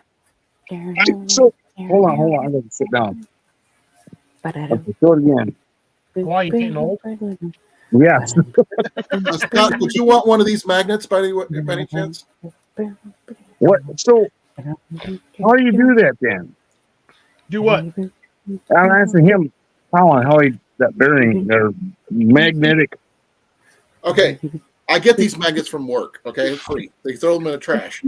What the heck? Bearing block, the little bearing he sent me, a Cliff sent me, and it's magnetic. It fits. I just slid it to where it was centered, and you use it like it spins. So you just hang out of the magnet and then get your bow drill, your rod in This fits right in my hand like that. Yeah. That way I don't have to worry about it burning up my hand or anything. And the funny thing is, he can take a standard like quarter or 3/4 inch wood screw, screw that into a piece of wood, because it's got that tapered or the recessed tapered on that magnet, and then just stick the bearing right on it, and he's got himself a piece of the hand drill piece with the magnet handle to hang on to. Like I said, I have extra of these magnets, Scott. Now, Pretty slick. I'll give you one. Don't worry about it. You'll get one. here's the thing. Okay, so I know it'll work, but here's the thing that I know. Well, excuse me, is going to be the biggest problem with that. When it comes to putting pressure on your hand drill or your bearing block, you have to put pressure on there. When you're putting pressure on that, that is when I feel that the bearing will actually slip off of the magnet. Maybe. That or will the heat go through the magnet or through the bearing to the No, heat?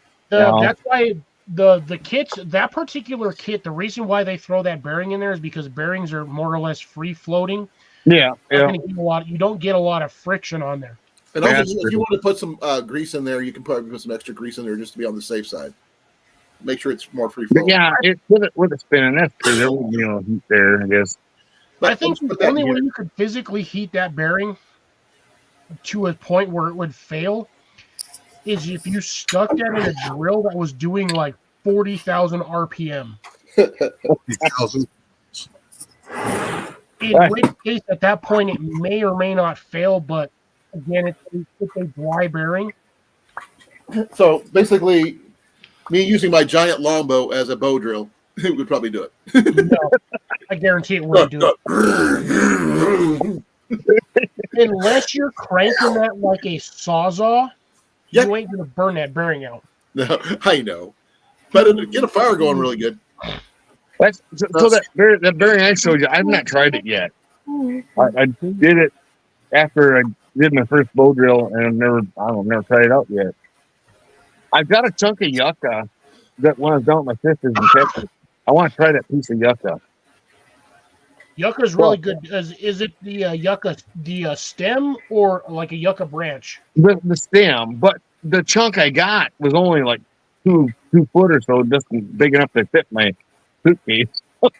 So it's not real thick. I don't have a yucca heartboard. That's the problem. Now, you won't need a yucca heartboard. You can use the yucca stem from the actual flower, but you'll need something soft, kind of like you'll need either bamboo or like a really soft pine. Cedar. Now, you want something really soft. That's what I think. Also, okay, birch. Well, I'm going to hop down Alrighty. because I got my nephew here. He's in the lounge room. Oh, I thought you only had him for the one weekend. No, a couple of family members came down with COVID, so he's staying with us for a bit. Alrighty. Is that one of the reasons why you have been a little off this week? No. Aside from the fact that you want to smack your sister with a Stanley Cup. Yeah. But anyways, all right, Amanda. Thanks for stopping off. No worries. See you Always a later. pleasure to have you up here. Amanda, I'll check my email. You better check your email. I sent it. I showed proof. I sent that email. Be well, Mandy. Mountain Man SD1 at Gmail. See you next Yep. week. I She didn't have it. I would showed have gave it to her. I got it. it. I showed All right. it. She showed it. Yep. Cliffy. Mm-hmm. All right. All right, Love so you Cindy lots. says it's snowing. Take care, Amanda. I'll see you when I see you next. Yeah, you'll Night. see me on Saturday. Good morning. Bye. Toodaloo. Bye bye. Toodle She's doo. amazing. No, I can see you better, Scott. What's your percentage, Scott? You plugged in. 25, but I'm plugged in, but I don't know. Yeah, that'll last a while. If you're plugged in, you're fine. It's got a little, there's a little green dot. I got this adapter thing on there. I don't know. You still need to get yourself a little tripod for holding your phone. Oh, really? What? Yeah, my main one's out in the garage. My cheap Walmart one's out in the shed. I do have. That's I a do Bauer? have that Is little, that a Bauer? what's that? Is it a Bauer? No. No. If it's a cheap Walmart one, it's probably the Vesta. Oh, it's way. It was like $12, like 4 or 5 years Okay. ago. It has a Ooh, tripod and everything. It's really nice. I know exactly. I think I know which one he's talking about. It's cheap as shit. I mean, that damn thing. Mine's over here somewhere. I just don't know where. Now, I like that one I got from work. The Cobalt. I like that tripod. I didn't know Cobalt made a tripod. Yeah, Yeah, really. aluminum. Here's one I got from Goodwill for $3. Yeah, it's all aluminum, and it came with a camera holder. Nice. You can pick up your camera holding the aluminum tripod off the ground. Sweet. That's how tight it holds it. SD, for some reason, I thought your air conditioning duct was a canoe or a kayak. So there's my snapping turtle, my danger light, my haversack, my pack, my bow saw I built, couple of saws, RC truck. Oh man, you need a new handle on that saw, boy. Yeah, that one and that one. Yeah. I can see that old ass metal saw back there, man. Those things are Oh, you can't man. go wrong with them. You just need handles. I had this picture done when I was in Korea. Nice. It was originally with a sunshiny day, but I hadn't put it with the storm clouds coming in. My tripod broke. Colin literally just broke Really, his tripod. really? Literally. This is the one I kept in my truck for the longest time. But I got a backup. Don't worry about it. I got another one. Yeah, get some JB Weld and some duct tape. You'll be good. No, not duct tape. I'm going to get a Drill and a rivet gun. no Epoxy. hose clamp. Hose clamp ain't gonna work on that. It's basically it was just a plastic ring on it in the first place. No, on the bottom? Yeah. Right here where it broke. Right here. Oh, It's yeah. just a plastic O-ring is all it is. But Yeah, I hose clamp will work on that part, but not on the other side. because here's the thing on this part here, it's got well this one part goes up in here. Rivet. No, it's got little rivet parts where you can just attach stuff. So I can put either a wire or another hose clamp through it and just secure it that way. It'll be probably stronger than it was. No, you got the generic, like the ghetto gorilla pod over there, so you can use that. Well, I don't like the gorilla what pod. this was one of them Cyclops lights, and I took this top bead. I took a 1/4-inch bolt, ground it down round, and poked it through there, and put the mount on there, ACR. and put the spring type foam mount on it, and it's magnetic. Oh, I've got fucking that same same shitty like $2 freaking phone mount somewhere. That's what happened to mine. It just snapped right there. I Oh. just put a new O-ring through that, and then attach them back together, and they'll be fine. Let you look at the ceiling for a minute. I'll go get my Amazon. Oh no, we're staring at Scott's air conditioning duct. Yeah, there's some spare boards underneath the rafters there. Construction, man. You'd be surprised what they stick everywhere. Are we looking up Scott's skirt or what? No, we're looking at his air conditioner. No, I actually do have another tripod that I can use. This is just my heavy duty one. How you doing tonight, CR? Yeah, I'm gonna grab another one of those Cobalt tripods. I like those. I didn't even know they sold tripods at home at Lowe's, so I'm gonna have to go check for the laser levels. Yeah, I didn't know about that. No, yeah, I guess you're right on that one, but Oh yeah. I never considered that because I don't normally shop down that particular the electronics aisle where they have. No, it's in the tool world. Oh, my other one's a sun. Oh my God. Sunpack. I hate Little Jason. smart. I hate you right now. But tool world. Customer needs assistance in Tool World. And now the minute you said that, I can't You're fucking thinking Tim Taylor now, right? no. No, that's not what it says when you push the button. Have you never gone to Lowe's and had needed assistance in Tool World where you push that stupid ass button? That's I on just found a person and ask them. I don't push buttons. Dude, half I the talk to time in those people. places you can't find nobody, so you have to push the. Oh, I fucking walk all the button. way up the front if I have to customer service. And all you hear is customer needs assistance in Tool World. Or packaged wire.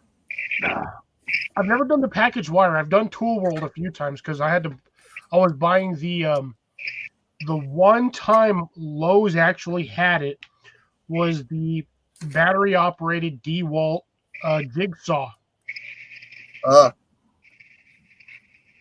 which is one of the apparently for a DeWalt item is one of the hardest goddamn items to find. Is Yeah. that stupid ass DeWalt jigsaw. And the one time I found it was 2 years ago during Christmas or Black Friday. And I think I got that sucker for like $100. And boy, let me tell you, I was happy as hell when I saw that.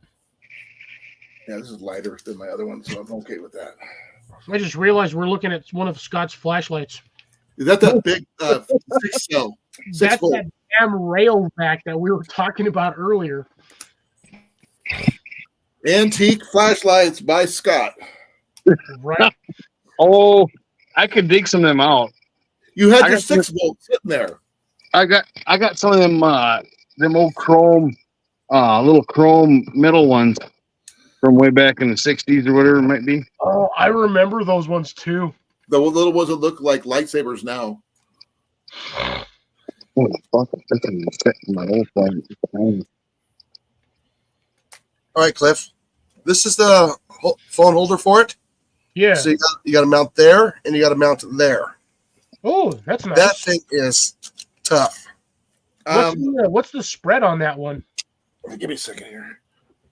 On that one, Yeah, what's the spread on that phone holder? right about there. What does that do? So here's the funny thing. I have the same style. I have that exact same ass one. It's got the plate there and the plate there. And I that's like mine about better. where that's at. Mine is fully adjustable. Oh, I'm surprised that thing still works. I have one of those. I bought 2 more, remember? Yeah. I got one of these out my truck, one is in here. So This this is one the Cobalt. So that's the Cobalt level, the level stand. Okay. No, I'm gonna this is the tripod. the level stand. Is it on the level? Where's it at? We love our puns here, Scott. All right. as you Take already care, guessed. Cecilia. Thank you for Yes. joining us as always. It has spirit. Cecilia. Good night, Have a Cecilia. wonderful night, Cecilia, and I will Good night, Cecilia. probably see you tomorrow somewhere. Hey, Colin, Yeah. it does have a spirit. It's got a what? Spirit. What do you mean? It's got a level. Ah. Spirit level. No, I do like Spirit level, but I actually don't have that on my tripod, which is funny. that's the old one. yeah, I think Yeah. this one goes to 56 inches tall. That's actually It's pretty tall. damn good. It's almost 6 feet. Yeah. It's got the handle. Which I think, honestly, on that, the handle's kind of redundant. Those things don't weigh that much in the beginning. No, once you get my camera gear on here, yes, it gets heavy. Yeah, but you're not going to walk around with that attached to your camera gear. You're going to walk around with them separately. Well, with my camera gear, it's going to be in the bag until I get to site. Exactly. Yeah. So the handle on that thing is kind of, in my opinion, kind of useless. Well, when you're filming, it's nice to have it when you're filming. Yeah, well, yes, when you have it attached to the camera, then Yeah. yes. Mine's got a level. Where did it go? I have. Mine's got a spirit level too. I actually don't know if mine has one on here because I've never paid attention to it. I know mine has a 3-axle setting, but that's about it. I mean, I've got the little Bauer right here that turns into a full, size. Did you see what I got for my birthday? Do it, Jason. Do it. They got Do that the one. unboxing.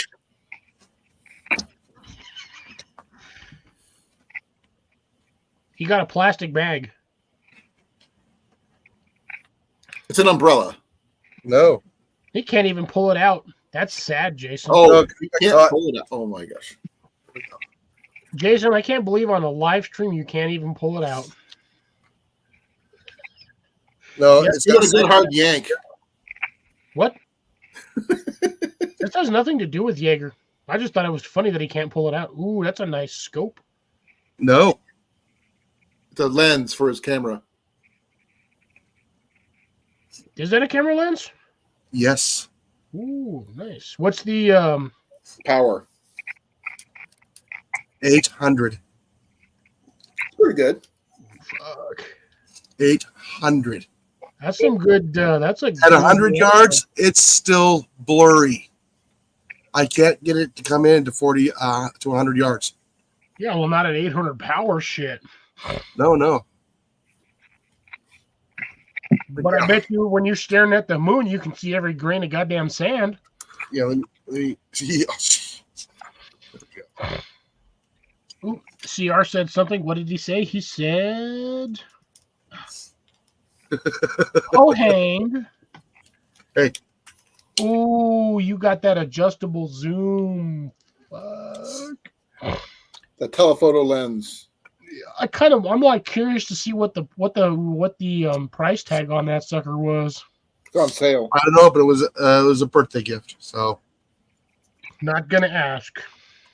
yeah, I have no idea. So Well, hey Jason, you really want to find out? Go through the credit card records and see what the purchase was. no, it was my father-in-law that got it for me. Oh, And sometimes he comes across really good deals. so possible that he got that for. I need to get time. I need to find time to get up to the lake and actually get up by the dam and see how far I can see across the lake.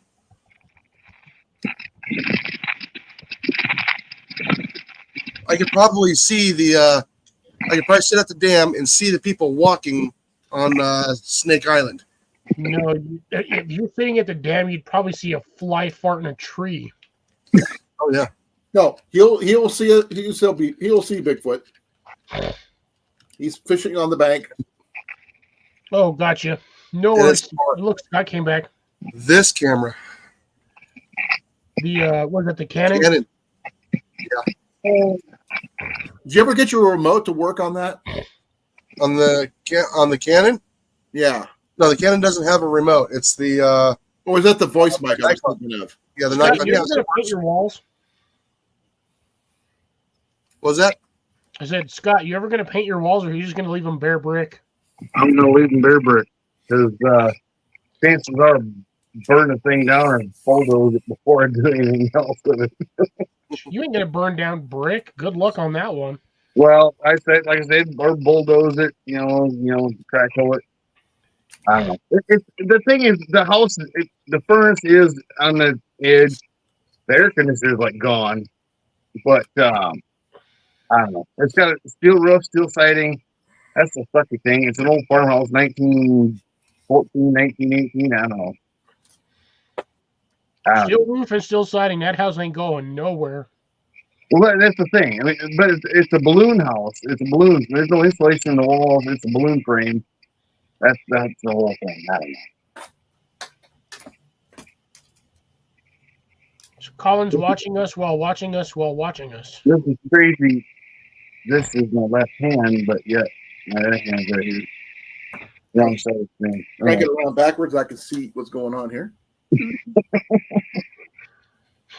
I believe, if I'm not mistaken, Jason is actually dry right now. So did you see my What? Jason, turtle shells and stuff like that? Yeah. one. No, Are you Jason's not dry. drinking? He No, I finished- already had 3. So I'm good at 3. I think I'm on 4. Technically, I'm on 6. I'm almost out. I mean, yeah. Look at the size of that lens. I want to say, what, 34 millimeter? No. No, I think This is like 80. 80 Okay. millimeter? Okay. I had a 50 on my 17, the very first heavy barrel 17-inch Yamaha I had. I tell you what, That one there behind me is 56 millimeter. Mac, This really? dwarfs it. you sit there, and you can take and hold your breath and like let your breath off and all that. You still, your heart like makes that 50 millimeter, makes that thing that scope go, you know. Like Well, reason you need why a gun barrel holder. a large objective lens on that one is to help let the light in, Yeah, Jason, so I can see in low light conditions. well, one of these days we had when we can get a chance to meet somewhere in the middle. That's not, like 14 hours away. Hey, Yeah. I'm sorry, but at least I tried. We'll see your lens versus my telescope with my 80 millimeter scope lens on there.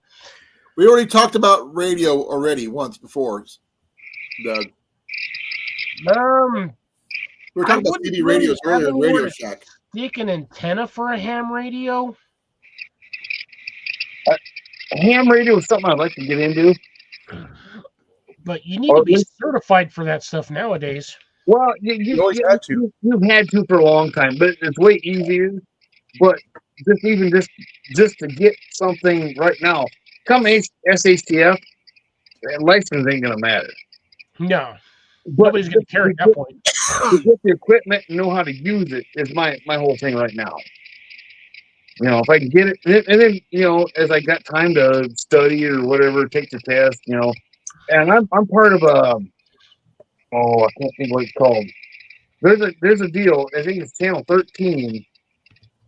I think it's channel 13. Every 3 minutes or something like that.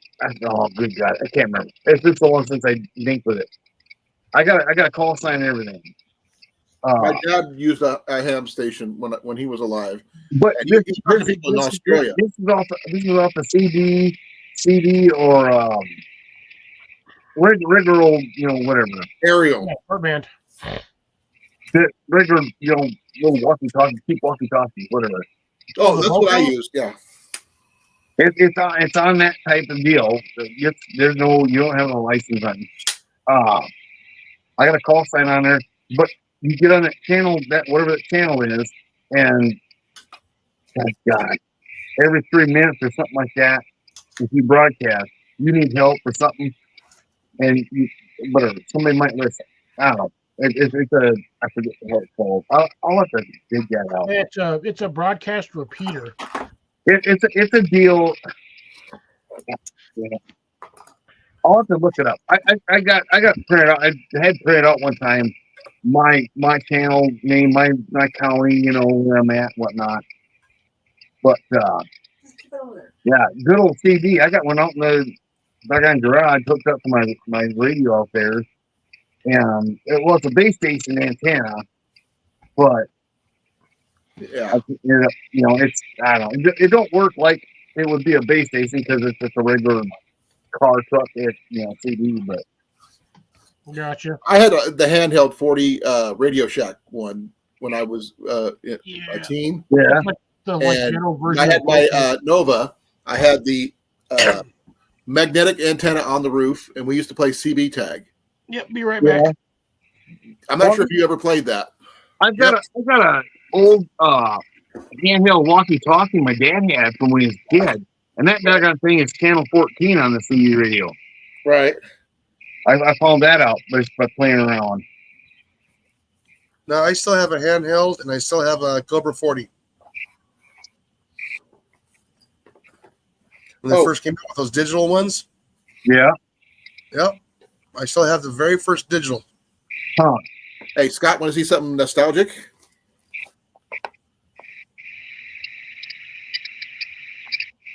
Holy buckets.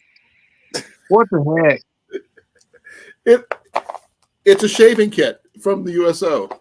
That's awesome.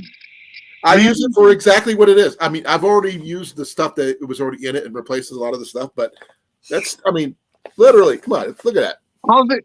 You open it? I couldn't even tell it's open. Oh, it's like a zipper package. Yeah, it's it's a care package that they used to give to people, and I just happened to find one. Don't ask me where. I can't, but I found it. But I've been using this thing for like 5 years now. Huh. You know, folding, a little collapsible toothbrush and all that other crap. Cool. Yeah. By the way, the Canon, I'm finally able to download video off my Canon now. Oh, way to go. Yeah, it took me a while to get it. But I still like my little Nikon. Now, I'm trying to figure out why I'm doing with forceps in my kits. You never know. I've got many forceps. Don't ask me why I care. I know why I would carry them medically. Back in my Air Force days, the only reason I had them was like I built a lot of models, Right. and so I clamp stuff and paint it, and then like let it sit and dry, whatever. Right. Hold on tiny parts and paint them. They're handy as heck back then. This thing, I mean, it comes with multiple pouches and stuff on the inside, pockets, and everything. That's a cool pack, Colin. Well, I can't remember where I found it, but it was fully packed when I've got it, never used, and I started using it for my portable shaving kit when I go with my go bag, which I carry everywhere. So I figured it doesn't hurt to have something like that with you, no matter where you go. Everybody else talking about rope, they're talking about fire kits, they're talking about shelter, but sanitary kit. This is my sanitary kit. This right here is a little vinyl bag, little camel vinyl bag I found at the Dollar Tree. That'll work. That's what I was going to take and put in my pack to go. I don't know how many of you guys got Outdoor McGee down here in Sioux City. He's grown. He's a big look. But I'm hoping to get together with him this summer sometime, do something. I don't know. I wanted to do a kayak fish camp challenge, cooking, catching cook deal, something. I don't know. Last year, my shoulder and stuff, that was kind of out, but he's been looking for a place to do. He don't have any woods around him to go do stuff. He had his little urban place, and that got disrupted by illegal hunters in the city, hunting in the city grounds, whatever, whatnot. So he's been looking for some places to do different stuff. So I don't know if he'll come up here and hang out with me in my shelter belt, or we'll go do something on the river. I don't know, but kind of been talking about getting together and doing something as a camp out. And I have an idea, but I don't know if you'd be willing to do it. And it also depends on if my knee is going to hold out. I'm planning on going backpacking again to my favorite backpacking place in Yellow River State Forest in northeastern. Proud to say that sounds like Yellow River again. Oh, yeah. Hey, there's nothing wrong with Yellow River. It is one of the most... There is definitely something wrong with Yellow River if you want to drink the water, because you do not eat yellow snow, therefore you do not drink yellow water. You got it. That's the river, not the park. It doesn't matter. If you like trout fishing, there's trout in all the streams. There was the campground where I go, Little Paint Campground. The park itself is open for hunting in hunting season. Not the campgrounds themselves, but anywhere else in the park you can. Bow, shotgun, doesn't matter. I'm trying to look. I swear to God, that looks like an old ass 7-Eleven freaking 32 ounce. Your cup next to your red bag, right behind you on your right side. Other side. That looks like an old ass 7-Eleven mug. That mug. Over here? Yeah. That's a Get and Go. Oh, Get and Go? Okay, gotcha. It's a big, like, good God, 64 ounce. Yeah, it's a big. Yeah, that's a kegger. What's that? Your kegger. Whatever. What's a Get and Go? Super. Oh, I'm sorry to hear you got in trouble there, Grace. Super My mug. dad took me to coffee breaks and stuff like that when I was a kid all over the whole country. So that's why I call my Tuesday coffee break the coffee break in the first place, because of CB radios. Because this right here is very similar to the coffee break back in the era when you used to do coffee breaks on CB radios, where people meet in person for the first time with the people you've been talking to on the radio. At a Denny's.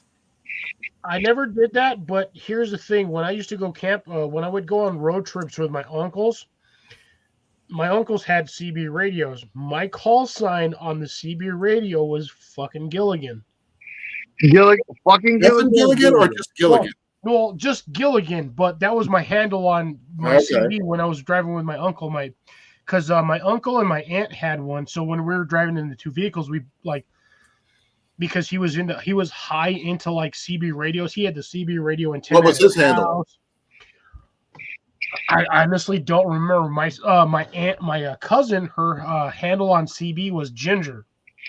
Here's the funny thing. So technically we're like of Hispanic nature, but my aunt is kind of like a redhead. So my cousin, when she came out, she's a little younger than I am. Full on solid like redhead. I'm talking like Amanda redhead. There's all redheads in all cultures. I know, but I live in a Hispanically known area. Uh-oh. Yeah. So shit. But hers was Ginger, mine was Gilligan. I can't remember what my sister's was. Who was the skipper? Nobody, surprisingly. I don't remember what my uncle's handle was, but I was always Gilligan. For some reason, I ended up with Gilligan. Now, if I were to do CB radio again, that would definitely not be my call sign. It'd be Fox. Most likely. Jason, what was yours? You had one, I'm sure. Yeah, Archangel. Scott, what was yours? My dad's was Ridge Runner, and that's what I went with in high school.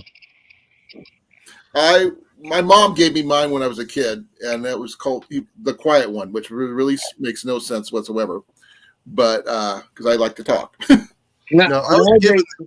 Nowadays it'd be Grizzly. Nothing wrong with that. My dad's was Bullhead. My mom's was Shiny Penny. Wait, did you just say forehead? Fire Eyes. Mine was given to me. Huh? My call sign was given to me. Mine was given to me. It's just like his was given to his.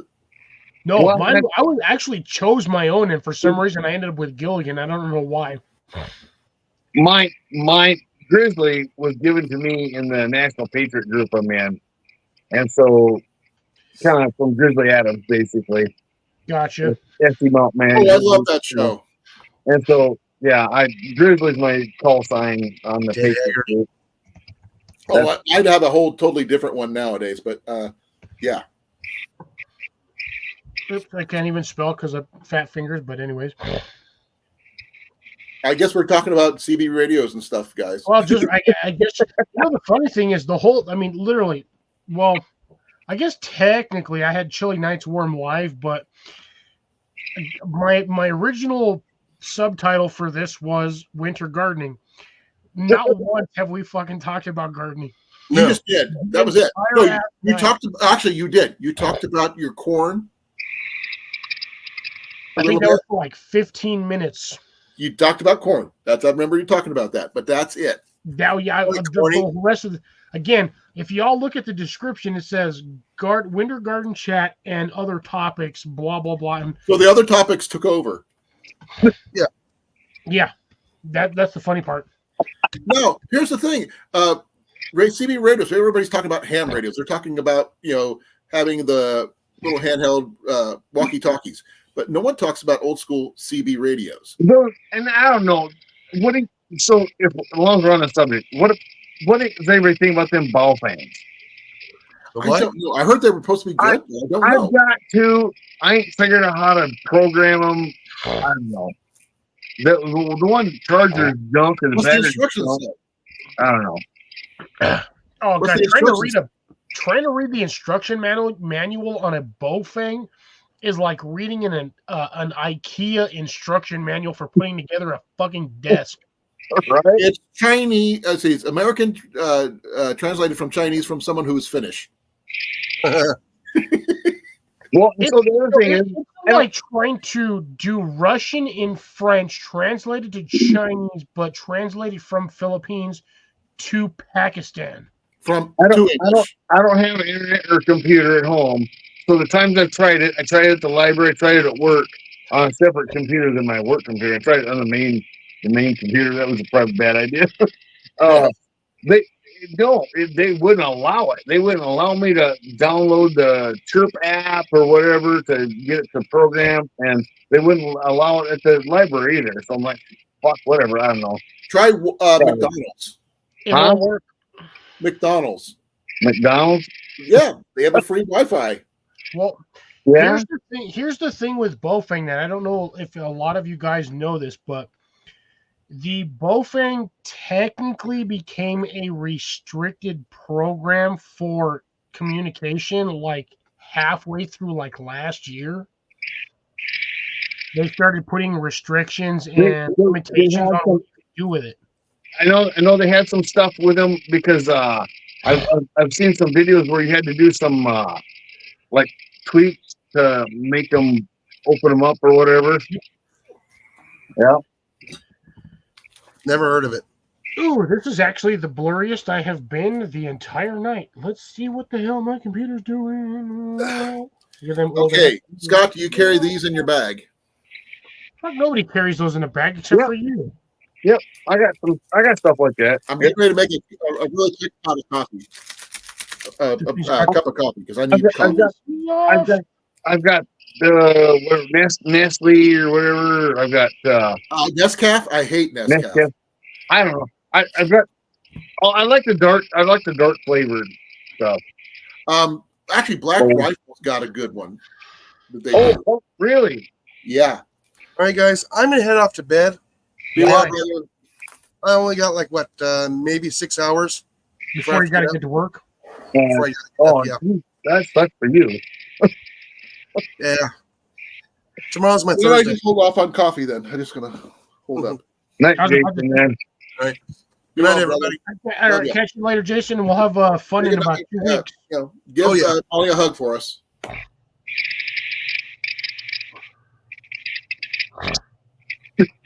Bofang, yeah. I wouldn't mind getting me a Bofang, but the problem is, again, like most of these, like Scott was saying, It's trying to restricted figure that shit frequencies. out how to work one of those is like trying to put a cabinet together from IKEA.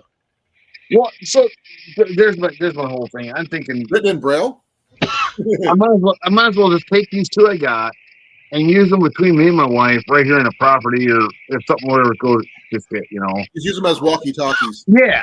Yeah, essentially It's walkie-talkie mode. CPDS, what do they call it? Whatever, I don't know what it's called. Let's try to put that in order. There we go. But yeah. What's No, I that wouldn't mind scratchy getting a noise? Bofang, but the problem is getting a receiver set. Those damn things are like $200. They're getting expensive. I don't even have a radio like that. I mean, I just got these simple little handhelds. You know, It would literally be cheaper for me to just install a freaking CB radio in my damn truck versus getting a damn Bofang. yeah. But I was thinking, if we just carry CB radios, those would work no matter what, wouldn't they? The problem with, well, yes, CB radios would work, but you still have to have the receiver antennas. So, I mean, as long as you're in your vehicle, yes, they would work. In a grid down situation, if you're if you have a base mount CB antenna like my uncle does, he actually has a CB antenna inside of his house, and he's got like the 40-foot antenna. You still have to have power. This thing here, the one I got is like 20, 30 foot in the air above my garage. Your Yeah. aerial then. Okay. And but the only thing is, my regular like vehicle type CB doesn't. I mean, it doesn't do what you know. Do you remember Well, I the just radio need to packs they used to update have your back in the Korea World War II? The radio packs. Yeah. We could, finding those, hook it up to a CB instead of the military station style. That should still work. Well, again with the CBs, the you have to have power. If you have a relay station or a outside tower, you still have to have power. So when the power grid goes down, unless you're running on a backup generator, the only way to get one of those things to work is if you have one mounted into your vehicle, in which case you have to have a vehicle on in order to run it. Well, I've had handheld ones that don't require a big battery. I've had, like I said, in high school, I had a 40-channel handheld radio. When the power goes out, when your power is done on that CB handheld is useless. Well, if you get rechargeable batteries, then you use rechargeables. See, what I got right now out in my garage is I got a regular radio, power radio, and a CD radio with a micro speaker mounted under it. And what I got hooked up to is a 12-volt deep cell. It's a little like a garden type tractor battery, but it's a deep cycle. From like electric motor one, yeah. From one of them wheelchair scooters. Right. And what I got is on there's a Harbor Freight what do you call converter? It? No, not converter, but just a charger. Whatever. Yeah, a trickle charger or a regular charger? Trickle charger, yeah. It's a maintainer, whatever. That keeps that battery full all the time. I can crank, and I got. So what I've done is off my regular radio, car radio, I've got a 6x9 and some other speakers mounted in a 5-gallon bucket. One over here, and I got them. I wanted to hang them up. My plan was to hang them up in the garage because it's like a half a Quonset type thing. Yeah. But right now they're just laying there. I got to hang them up yet. But tell you what, I can crank some Hank across the countryside. But that battery, it runs that CB, and I can hear. I can talk. Well, I'm only a mile and a half from the interstate. So, I can talk over there and radio check whatnot, and I'm getting people here and there as they go by. But it's just if I had a fire generator in there, something to power that up, there's that. I want to do down the shed where I want to spray foam it, get my shop, what's set up in there. I've got the only smart TV I got is down there on the wall with my camera system that watches towards the house, down the driveway, down the road. Your surveillance system. Yeah. After I got broke into a couple years ago, I said, screw it. Actually, fake ones ain't doing it. All right. I got broke into, they cut my padlock in the garage, stole 10 gallons of gas, my spotting scope, and unplugged stuff and got the hell out of there. Afraid they didn't realize what was fake, or they didn't didn't realize, but it still happened. Right. And when I come home and padlock's going off my garage, I come out of my truck with my pistol fucking and my flashlight, and I'm searching around for stupid sons of. Right. Yeah. And then I dial 911 and tell them what the scoop is, and I'm armed. Come on out, but I'm armed. And she pulled in the driveway. I laid it on the toolbox of the truck just to be cool with the deputy. And I said, I want you to go in the house first. I unlocked the door. I want you to go in the house first. I want you to be the one. If there's somebody still here or whatever's going on, I don't know. I didn't know. Yep. That was a good idea. I tell you what, days later, I would pull up this direction, and watch with the binoculars and see if anybody's there. And then I finally, I went, the heck with it. I went on Amazon, I ordered a camera system, and I started drilling holes and hooking it up. Trail cameras would work too. Well, and that's my thing. My sister from Texas, she sent me a trail camera. But I got no really way of looking at that because, like I said, I had no internet, no computer. How am I going to look at it? Makes sense. But it does record, and you can use. You're about to die. Yeah. I'm sorry. He just yawned. I know he's got about maybe 5 minutes left in him before he passes the hell out. Hey, I'm doing my best. I'm doing a lot better than I have been. So accept that, okay? I'm actually, to be dead honest, Colin, I'm surprised. 11:30 almost. I took a nap today. Okay.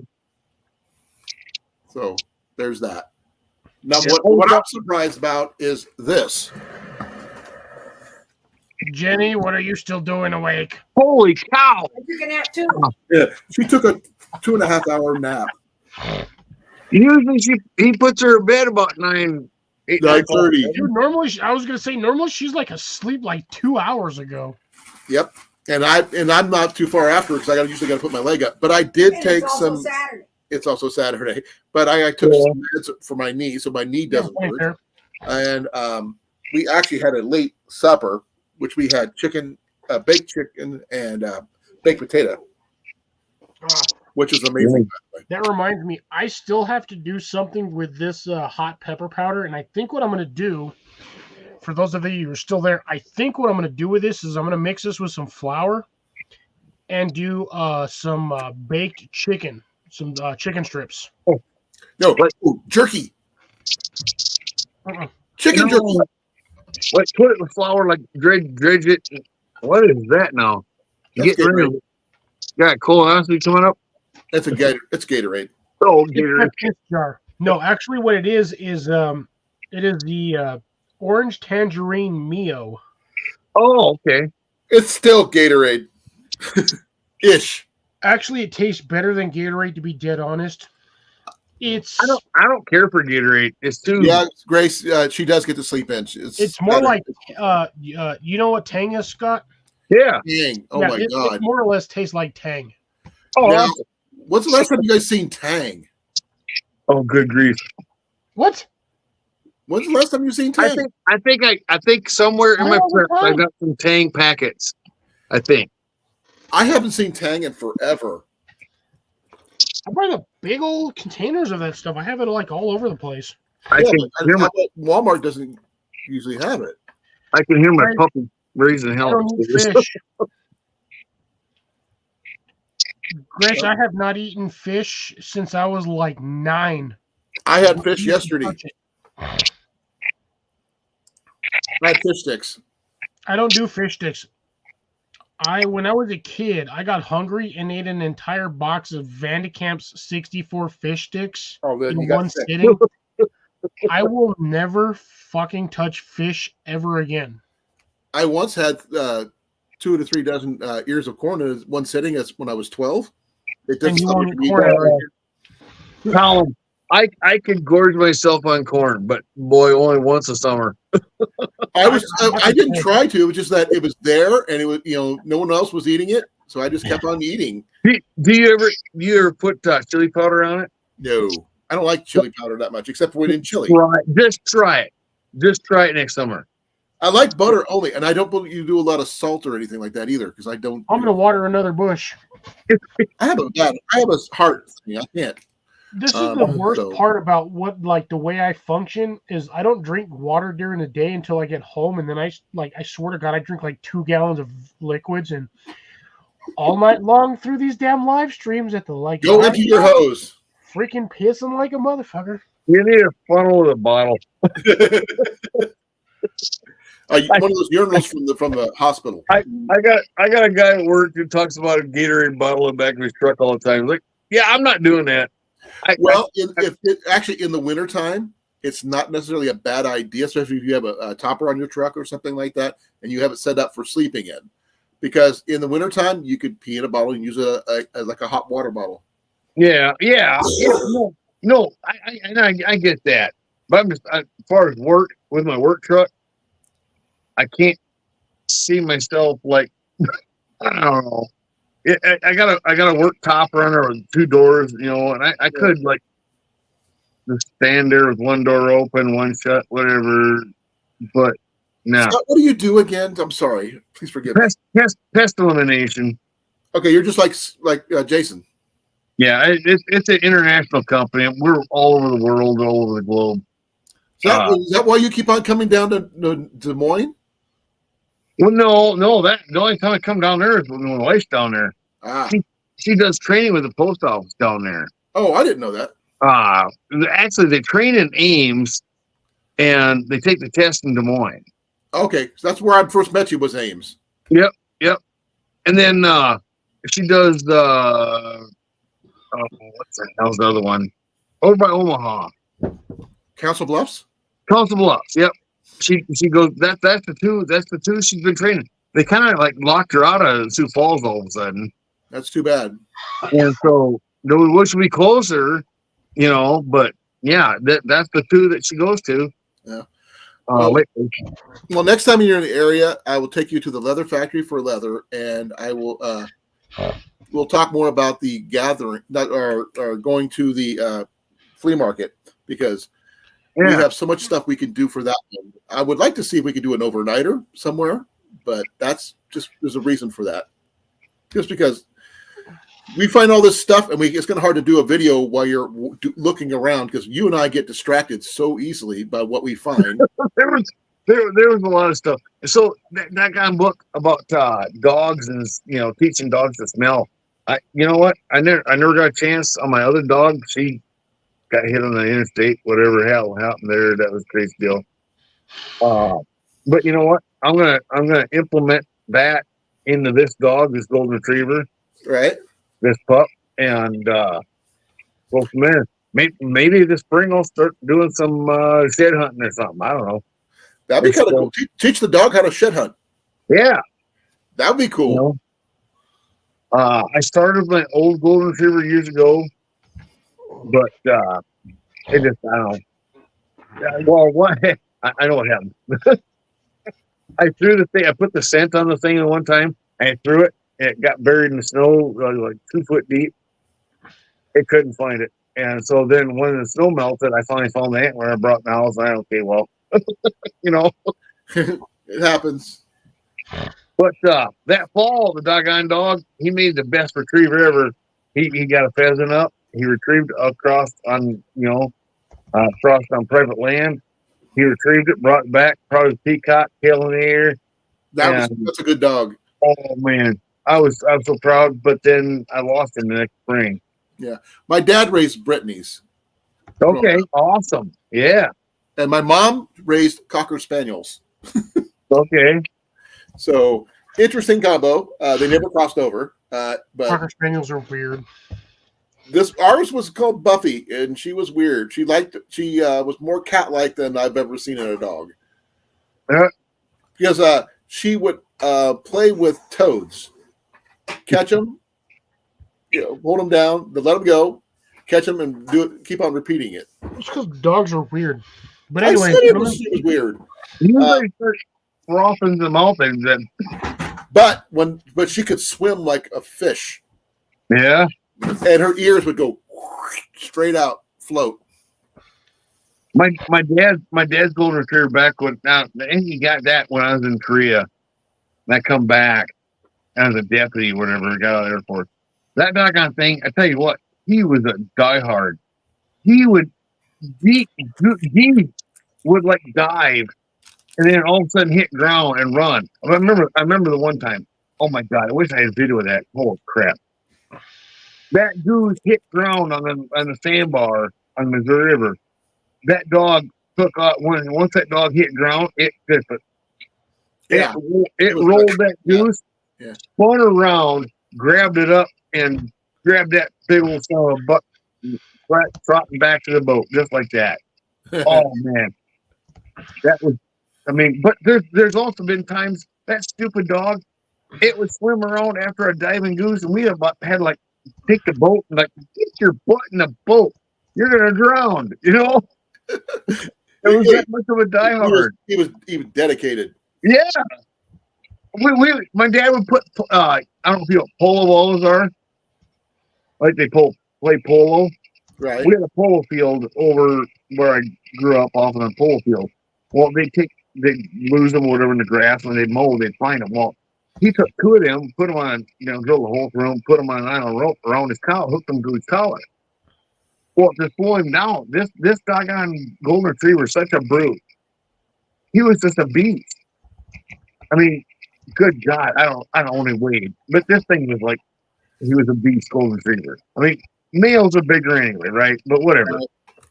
This thing he'd pick one of them up and carry it in his mouth and run. Let the other one slap him in the chest. I'm good. Colin, this is, we're not talking about chicken. I know. Like Marco Polo. No, that's you put Marco Pollo, which is chicken.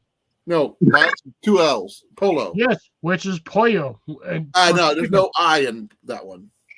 Oi. No, double L in Spanish is a Y sound, so that's Do pollo. I look Spanish to you? You just typed it in the damn chat. Hey, I am also dyslexic, so I have a right. But yeah. Anyways, gentlemen, we are at the 4 hour and 3 minute mark. I would like to thank you all for joining me tonight. Tonight was actually only supposed to be about 3 hours, but the last hour just kind of sort of flew by. So That's you can tell that's a good stream though. that it is. Scott, thank you for joining us. Colin as well. Thank you for joining As me. usual, brother. Always. Jason, Amanda, and who else do I have? I know I had somebody else on here. But, No, that was it. I thank you all for joining me tonight. We will be heading off here shortly. And I'll see you on Tuesday. No, you won't. You'll see me on Wednesday and Thursday. Oh, okay. Well, you sometimes you lurk, but you never know. Yeah, I lurk, but most of the time I'm on Jesse's channel. But anyways, I will catch you guys next week. Scott, you're more than welcome to pop up on here whenever we go live. Yeah, you're welcome on my channel anytime, brother. Yeah. Just make sure you plug your phone in. Take care. Be well. I know. Have a wonderful weekend. I will catch you on the next one. Be well, brother. Grace, have a good one. See Thanks, you. man. Ooh, shit, I almost hit the wrong ass button. Bye. Hope Night, you everybody.